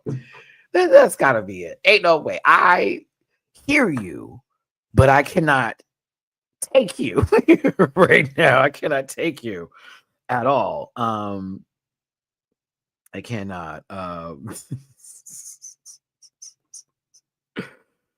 I cannot take you at all. But like for real though, it would be interesting to see Telephone Part 2. But I am excited for Mayhem, and I'm excited for whatever new video that Gaga's working on because apparently they're filming something today or the other day, if you will. So I was just like, okay, all right, we got a little something in the tank there. I'm excited. There has been a lot of casting going around for Marvel lately and a lot of rumors. I don't believe anything until I see it, so I've stopped sort of checking in on that. I did get to see a movie this week. Hey, y'all, I did go get that manicure and pedicure. I did go get the manicure and pedicure. Thank you so much for the tippy boost for that. It was very much needed.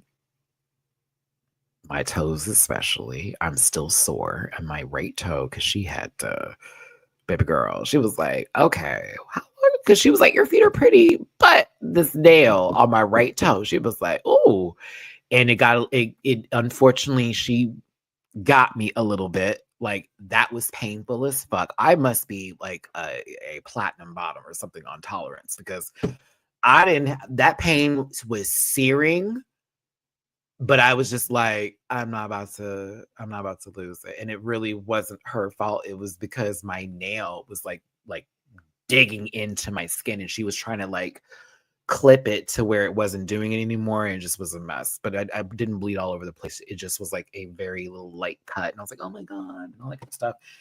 But they were really nice and they did my nails right and everything. They didn't put any polish on it because I didn't ask for that because it always ends up washing off anyways. And I just was like, I just want a clean cut and just round it about.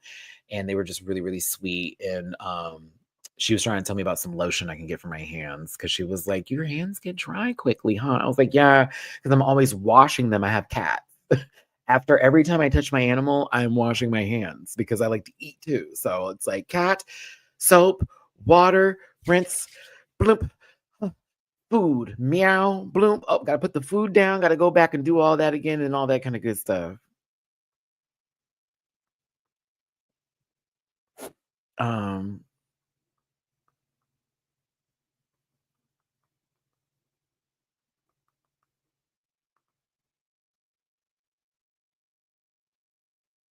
Sorry, hold on. I need to answer this. One of my family members.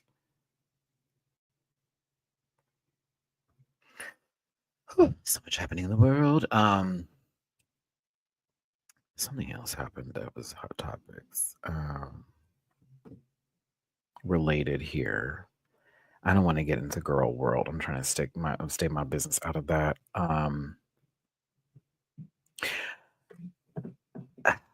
I said I would never talk about that one network again because they did me so dirty, Zeus. But I have a friend who gave me a login, and low key, I'll be watching it on the side, but I definitely don't be supporting it like I used to. However,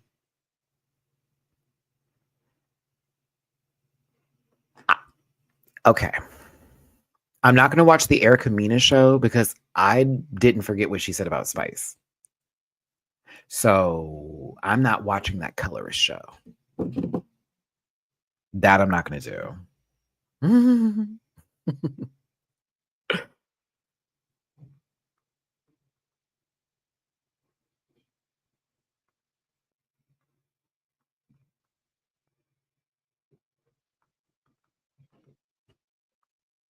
Um,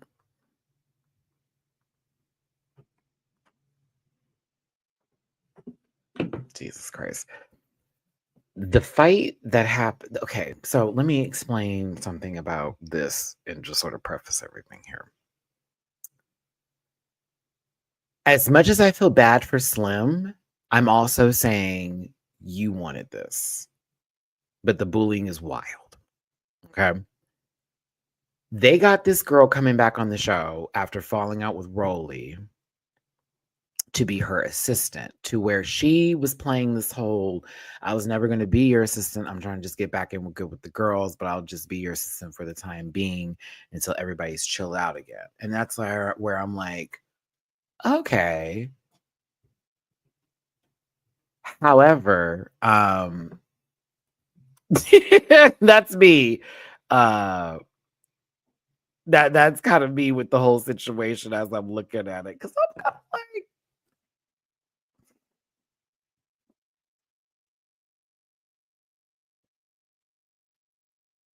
how all the other girls don't want Slim there because it's weird because she ends up partying with them versus working with them. And then they're like, well, you got to fight to stay in the house. It's such a hard watch sometimes. I literally am watching the show because Ivory's on it, because I watch Now That's TV a lot. And so it's kind of cool to see some of those folks go to that network and then like do something over there. But it's weird how they're sort of playing her edit now, and I'm realizing that the way the show started was trying to paint this narrative that Big Lex, Dolly, and Summer were this trio, and they're like bullying, and all that kind of stuff.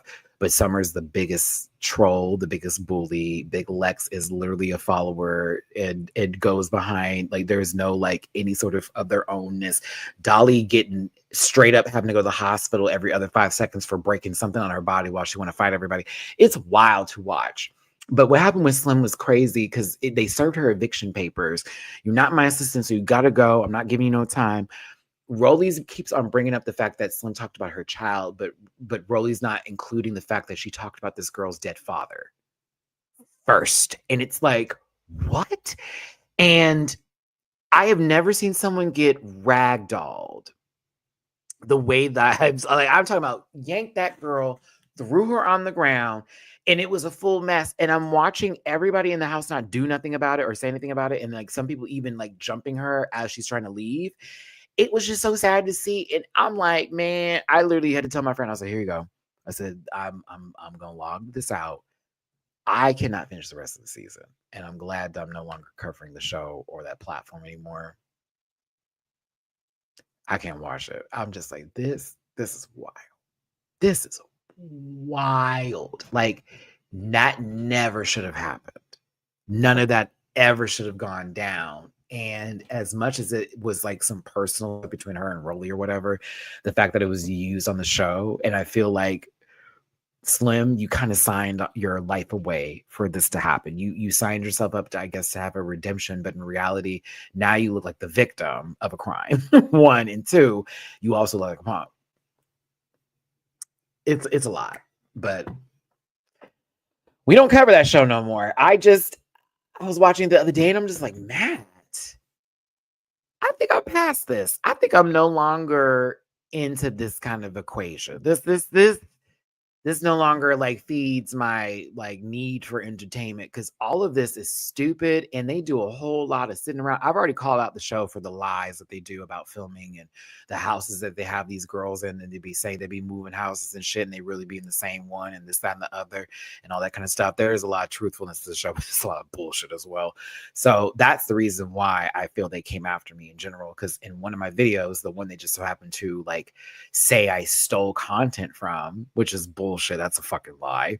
I called out an editing error. And I had actually 4 videos where I clearly could tell the editing error and the lie. It's like almost like they thought the fans were stupid or something because they would show it the same overhead shot. Y'all, we got a new house. The overhead shots would be the same home in a different time of the day. Yeah, like it's the same house that they were just at. Like, what do you mean different new home, this new home, that? Sometimes walking into from the back of the house versus the front. Like, what is happening? So, regardless of all that, it is what it is. Let's see here.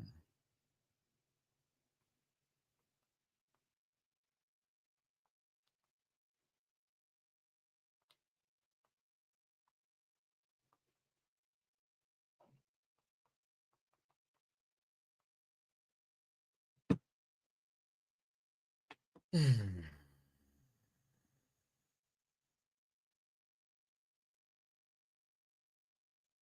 Have you ever just needed to do that?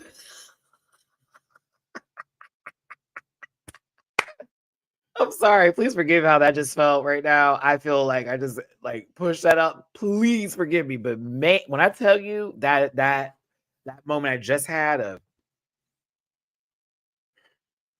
that's how I felt. It was just like, whoo. Because I really don't want to have to do this with the Cash App account. I'm gonna have to. And I'll close it out and all that kind of crap. But like, I'm ready to move. I'm ready to move. And I remember last year I was like, no, we can't leave just yet. I'm not ready to find a new place. I'm ready to move. I do not want to be over in these apartments anymore. And I've been here for 3 years now. It'll be what? Like, yeah. Oh, no. Yeah, I need a new place, a new feeling, a new set of people, a new neighbors especially. And I will definitely not be getting a bottom apartment ever again. If I have to go up 3 flights of stairs, I'm going up 3 flights of stairs. I'm just going to tell you this right now. The cats don't even try to leave the patio anymore, anyways. So if I have to have them out there on that 3rd floor, that's fine. That's fine. We'll cover the balcony, make sure they can't go underneath it. But shit, I'm ready to move. They made a change that would require me to go into the office and go grab something, which I didn't want to have to do and didn't ask of them to do. And it's like, okay, bet. Then we get this email the other day about the cold front that's coming in. And it was very like talking about, we suggest you get something on your renter's insurance to cover this. Otherwise, we will not be held liable for anything being broken, this, that, and the other. And we'll check on apartments if no one is there. But then this is me. So what if somebody didn't have their phone number updated on the system and they were not home? And then, you share building units. And then that person's apartment became too cold, their pipes bust, and then you get water damage. So you're telling me that not even by my own fault, but the person who wasn't here, I'm now going to be responsible for that?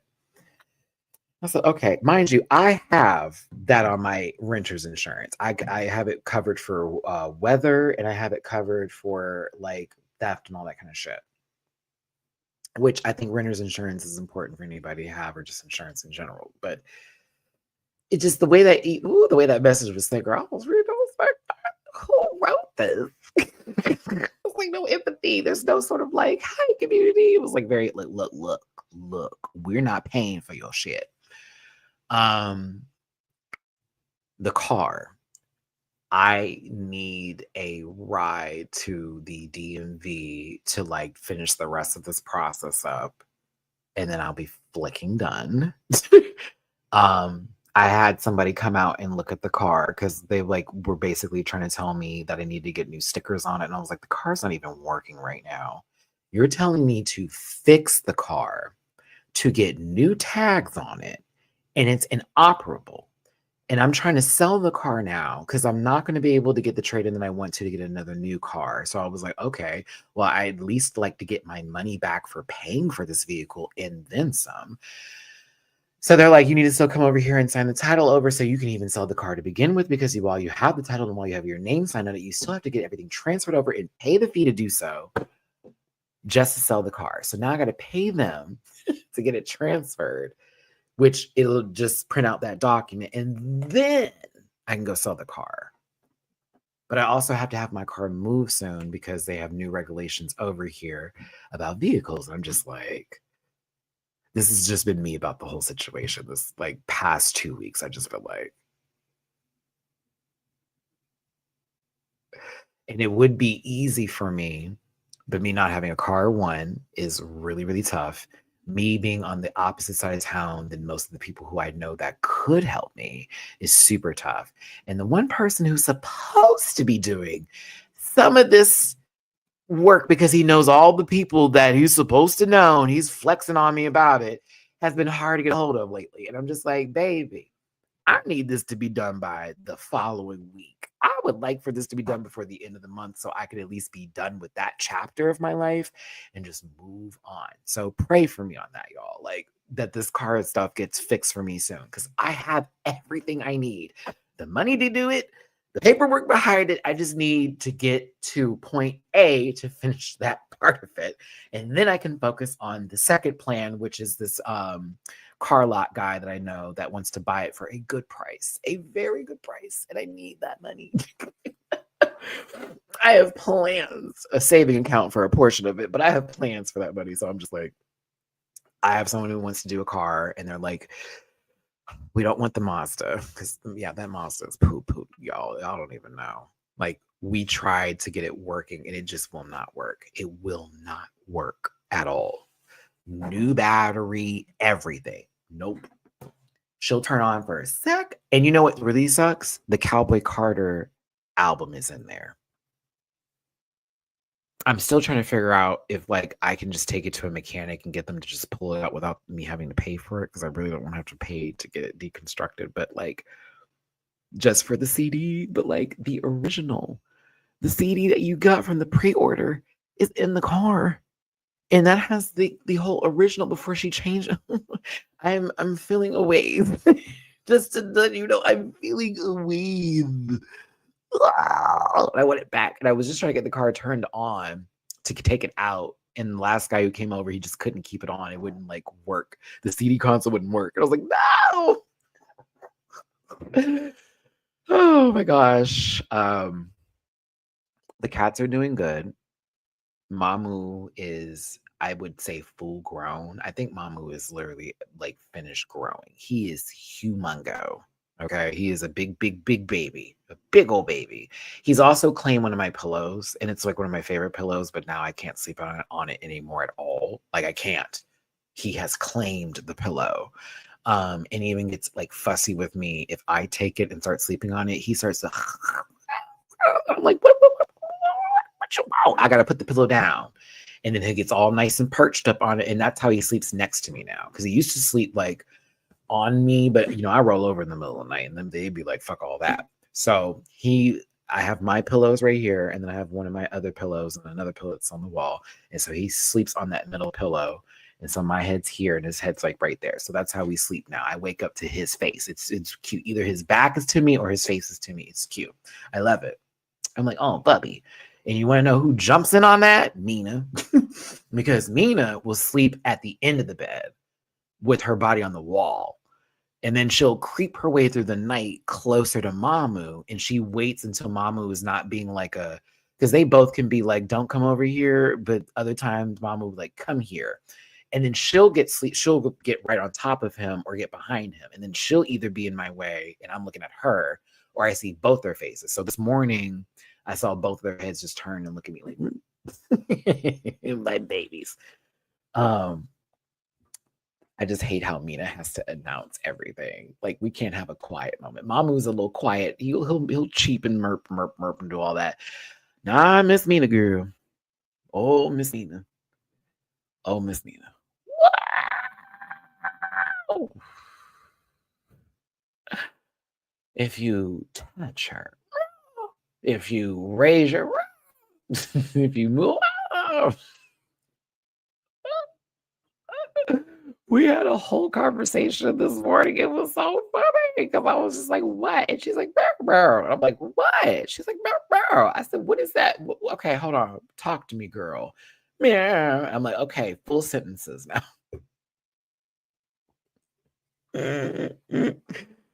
Okay, so I definitely going to have to start filming them more often. It's like my phone is never near me when they start to do something extremely cute or something that is like very much viral video worthy of them, and they do a lot of shit, especially when they get active.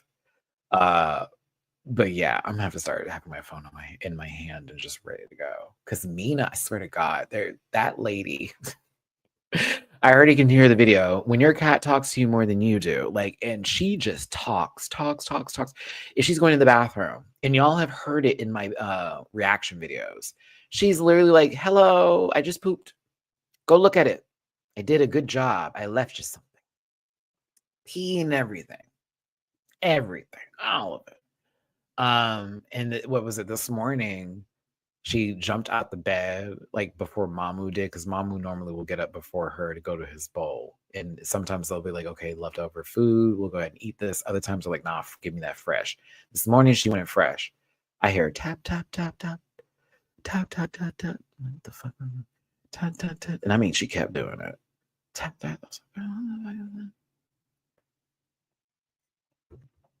Girl, sitting at the bowl, make a bell. Bing, bing, bing. I'm like, oh my God. I said, excuse you. Led by meow, meow. I said, okay, time for food.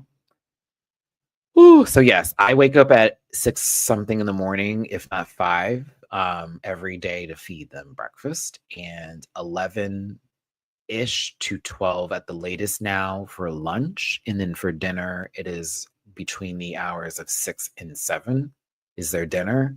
If there are any sort of like snacks in between, like treats, they're normally the dental treats that I give them. And that's if they do something that's, worthy of that, which I do make them do things. Like Mina does hop up on command now. She knows when I hit that tap, she knows pop up here, and then she gets a treat. So we're working on that. Mamu's a bit lazier. Mina's trainable like that. Mamu's not. And then outside, they don't mess with the strays like they used to, which I'm very happy about. And the strays have also been very respectful of the distance. Because one used to try to hop over the fence and get Mamu and Mina, and that was a no-go. And since that day, we ain't had that problem. So, especially with him. So he walk up and he keep a distance. He gets to say his hellos because Mina's a talker, and so is Mama. They talk to other cats now. Wearing all that meowing and shit outside, which I'm like, y'all have to stop doing that, because I know my neighbors don't want to have like full-on conversations with like what the feline community is giving out here. But like, they know to keep their distance. They know what's up, and I do feed the strays sometimes, but I feed them in specific areas over here. Me and another lady do that, and another lady, actually, there's like 4 of us that do it, because I've noticed different people in different spots. But I'm one of those folks who's like very protective of the strays out here, because they are important, and those animals need love too. But I'm not bringing in no damn cats from not from out there. No. There is one though. There's a kitten. It's a stray out here, y'all. It's gray. It's a Russian blue. It's gorgeous. Oh, he is gorgeous, honey. Every time I see him, oh, Because I go and take out the trash and he'll pop up and he's giving the whole meow. I'm like, oh no, you gotta go. I know he smells mama meat on me too. I'm like, oh no. The cat distribution system has already worked twice for me. I don't need another one. And if I do, I got to get a house because, yeah, I would have to build a whole patio enclosure outside or something for the babies. I would have to. Um,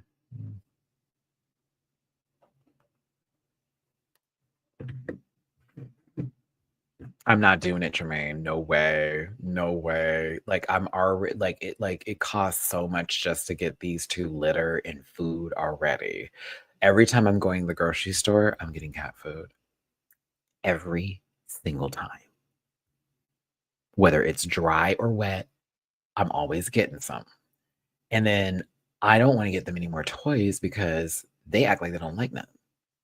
And then they want to play with everything that's not a toy. I have just given up.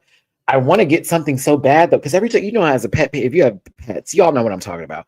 You see something, you're like, oh, what a baby. I mean, even for parents, I don't even know if that works for kids now because I can't relate to the human child. But like, if I see something that is a little bit like this little pink ball here, I'm like, oh, I think Nina's gonna. That's why I don't have kids.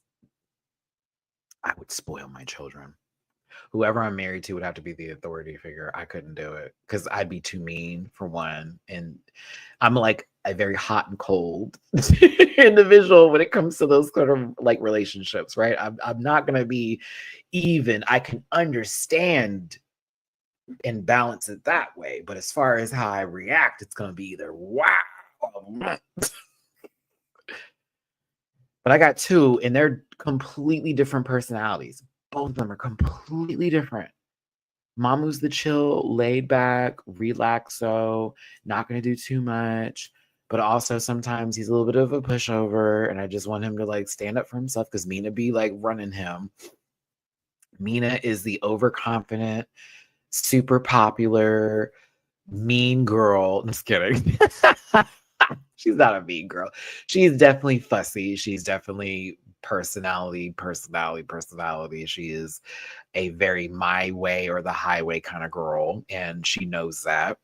She sometimes, you know, she doesn't like to get picked up, but the days she lets me pick her up, I know it's because she just loves me. And I'm like, okay, you let me get away with this right now. It's like a small little victory every time I get to pick her up. I just get to put her right here to my chest like this. 3, 2, and put her down immediately because it's like, oh no, she's gonna kill me. Oh yeah, Sadamoto days for anime. For those of you who know, I'm a big anime watcher, a big fan of anime. Love it so much. You can't tell by Sailor Venus over here, but Sadamoto Days is on Netflix. It's a new series. It's not that new. It's been out for a little while now. They have, I think, episodes every Saturday. I'm hooked. I love it. It's great. It's about this assassin who is retired from his work and now has a family, and his wife literally was going to leave him unless he made the condition of never hurting anyone ever again or killing anyone ever again. But the assassination organization has other plans for him, and they wanted to get him. They put this 1 billion yen bounty on his head. But what's really crazy, and I think what I love so much about this show, is that the guy is such a beast that it's not fear, it's respect that the people who are coming after them have for him or learn, because they think they know who he is and they think they have the idea of him, and then they see his life and they see how he is and also see he is still that motherfucker. So it's like almost like you can have it all. You didn't have to stay there if you didn't want to. And it's so cool. Like I like that he seems to like sort of recruit new people with him, or if someone was going to take him out and he ends up beating them, he doesn't kill them, he lets them stay alive. But it's also somewhat of a lesson for those people who got the second chance to live again, because they're kind of like all contemplate. I don't know, it's so cool. I love the show. I want to know who this I guess the person who's killing all the assassins is, because like the order is looking for who this killer is, and they do still want to get Mr. Sadamoto, but it's like we also have to focus on this at the same time. Oh, gosh. And then one of the people in the order, I was like, who is that? I don't even know who they are. Oh my God. See, Paulina, I don't want to read the manga because I did that with Demon Slayer. And that ruined whatever this Infinity arc is going to be for me. Even though the manga was great to read, I was so obsessed with Demon Slayer and like finding out what the fuck was going to go down that I ended up getting into the manga, reading it, getting to the Infinity arc, saying, I'm going to stop. Read all of it. And now I'm like, how are they going to put that into the anime? Because the final season, which I think is going to be split into movies for Demon Slayer,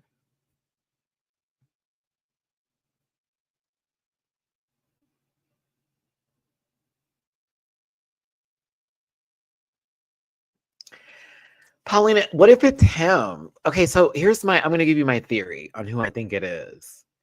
All right. I think the person who is the one that's doing it is actually the guy who's a shapeshifter.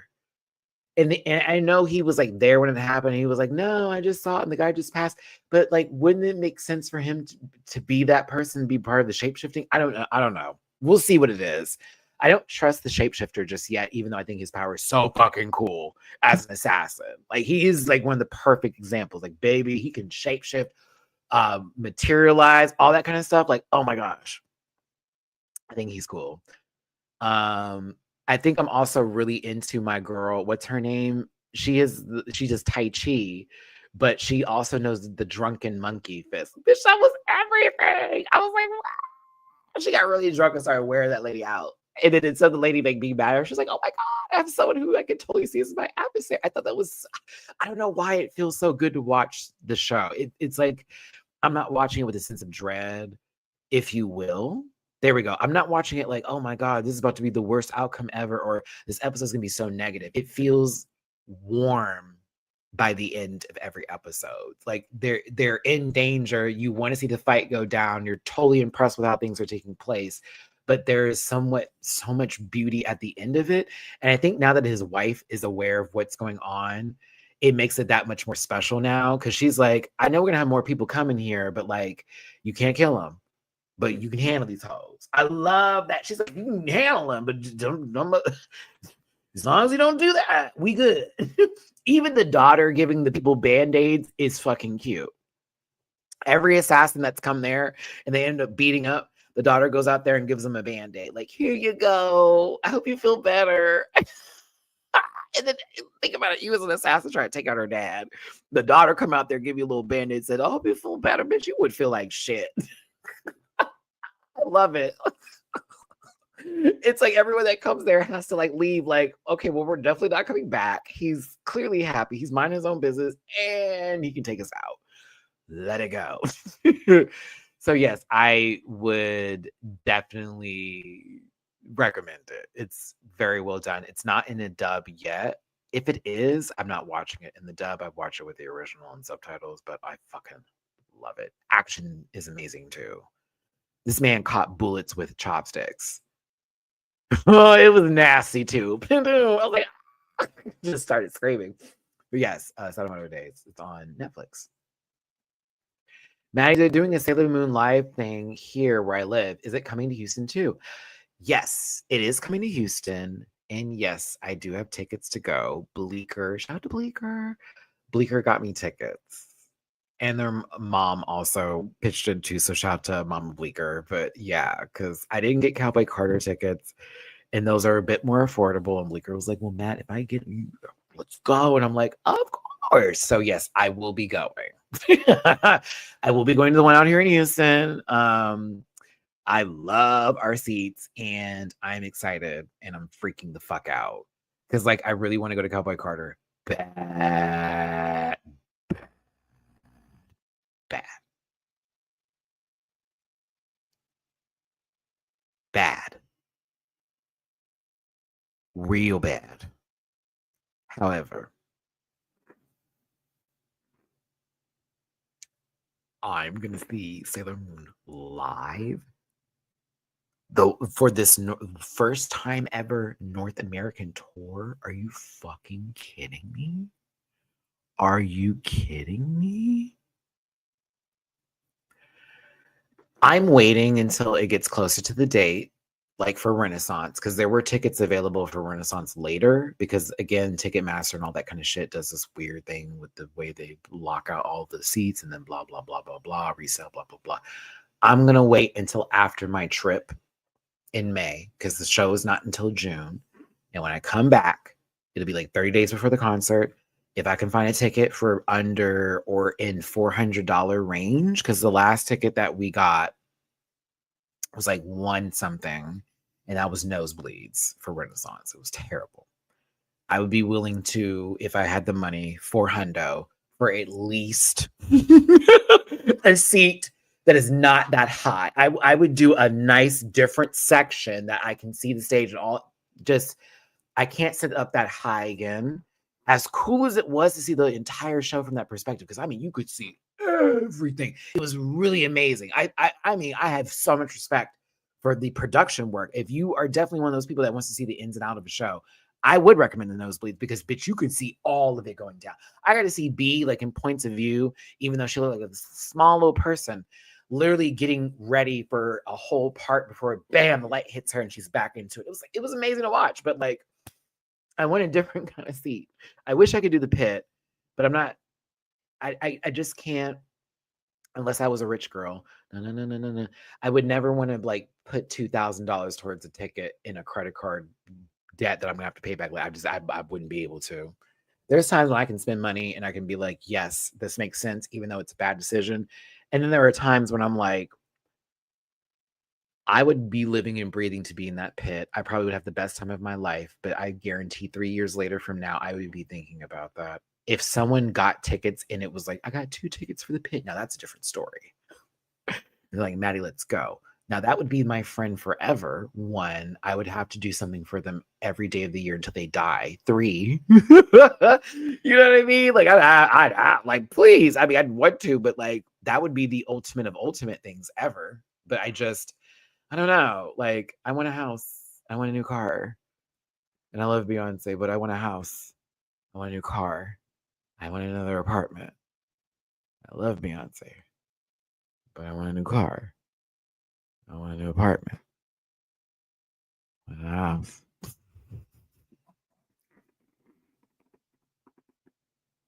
Like, I can be okay with my life, but not okay enough to do that, if that makes any sense. Like, I just can't do it. I wouldn't be able to.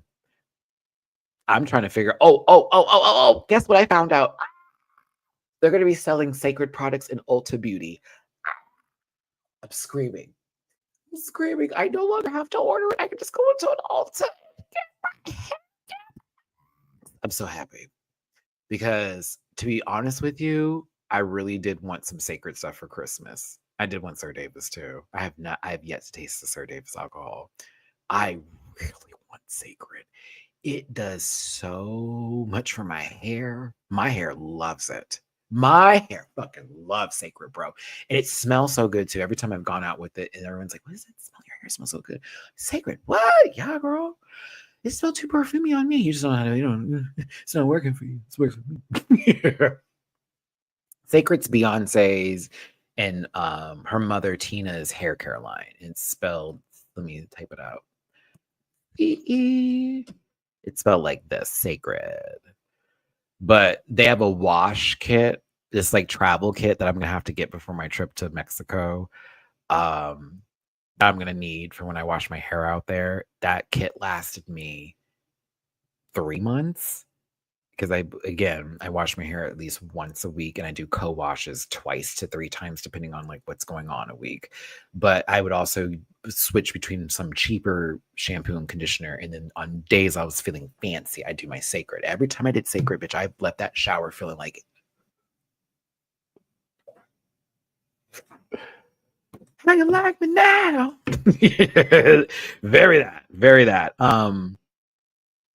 Very that. I don't watch those to keep from being spoiled since I do reaction videos.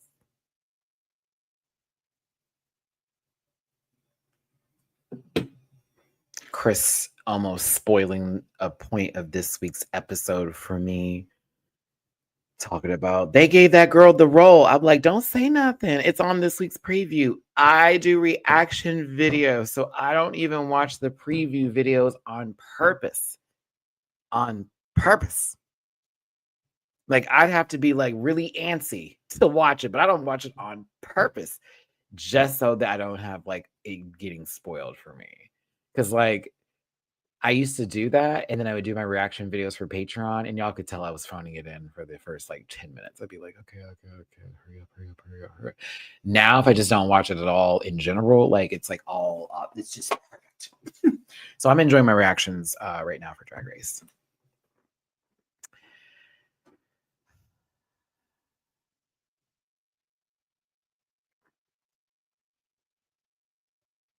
They put, oh my God. It couldn't be me. Oh yeah, Traders, yeah, tonight. Let me go ahead and set my reminder. 7:30.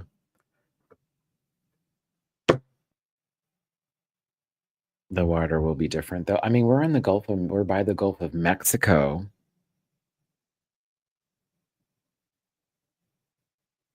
The Gulf of Mexico. The Gulf of Mexico. The Gulf of Mexico. The Gulf of Mexico.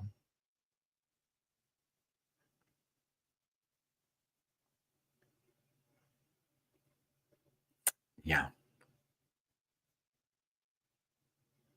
The Gulf of Mexico. Yeah. I learned that in school. I'm not in school no more. So therefore, since we want to play the ignorant game, okay, cool. Since y'all don't want to change it, okay. Me neither. Me neither.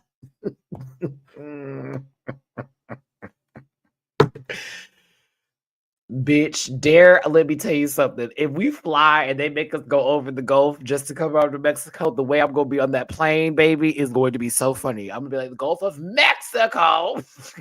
I'm going to say it so loud.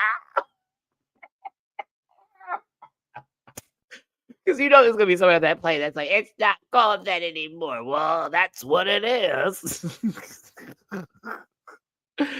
Oh, my God. I can't. Okay, y'all, I got to go. Listen, today I was a little bit frazzled-dazzled from like just a bunch of bullshit this morning, and I gotta do some shit now with this app, if you will. Okay, they haven't forced shut it down yet, so we'll figure that out. Tomorrow's Traders, so I'll be going live 2 p.m. Pacific, 4 p.m. Central, 5 p.m. Eastern to talk about that. Saturday, of course, is Drag Race Day, and we're going to do the do and talk about the episode. It'll be like earlier in the day, 2:30 Central, 3:30 Eastern.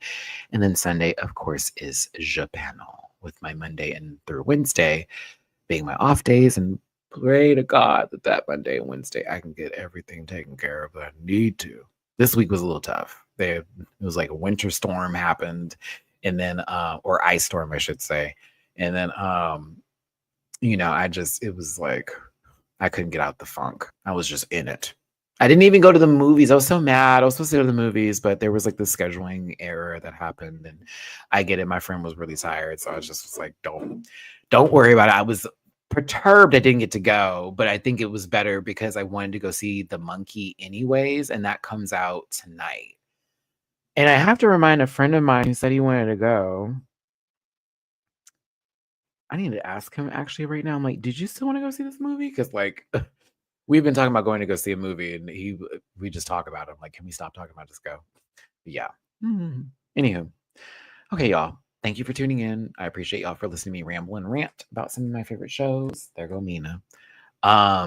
With the White Lotus on Max, I recommend it. The first episode is out now, and it looks like the season is going to be just as wild as the other 2 seasons. So I would definitely check that out. Yellowjackets is also on season 3. That is on Showtime. I have my Paramount Plus affiliate partner subscription link available for you. If you click that and you want a free week of Showtime, get into it. You can get those first 2 seasons of Yellowjackets knocked out and get into season 3. I believe Yellowjackets premieres on Friday nights on Showtime, and the White Lotus is Sunday nights on Max. There's also The Challenge, All Stars Rivals 5. It's so good. It's on MTV, only on MTV. It's not on Paramount Plus for some reason. I don't know why. They need to go ahead and put it on there because it feels like, why is it on MTV? I'm not recommending it, but I'm finishing it because I started it and I know everybody on the cast from my own knowledge of the Challenge history. So I'm invested in the foolery, but maybe you want to listen to me talk about the foolery too. We had some other hot topics as well. But yeah, if you want to find me in my other spaces and places, there's a link in my about section. Cameo, if you want to book me, Merchville at dragqueenmerch.com, affiliate partner Paramount Plus, talked about that. P.O. Box if you want to send me something nice. Mean. She's eating. And if you want to drop it to people in my jar, please and thank you. It is paypal.me/Matty-Rants. For Cash App, it is $Matt924 MATT 924, and Venmo it is Matty-Rants. Yes. Thank you so much for the super chat earlier today, Axel. I appreciate you down, and also thank you to Brandon. I appreciate you so much for that tippy poo, a very generous tippy poo on my Venmo. I appreciate you so much, baby. Thank you.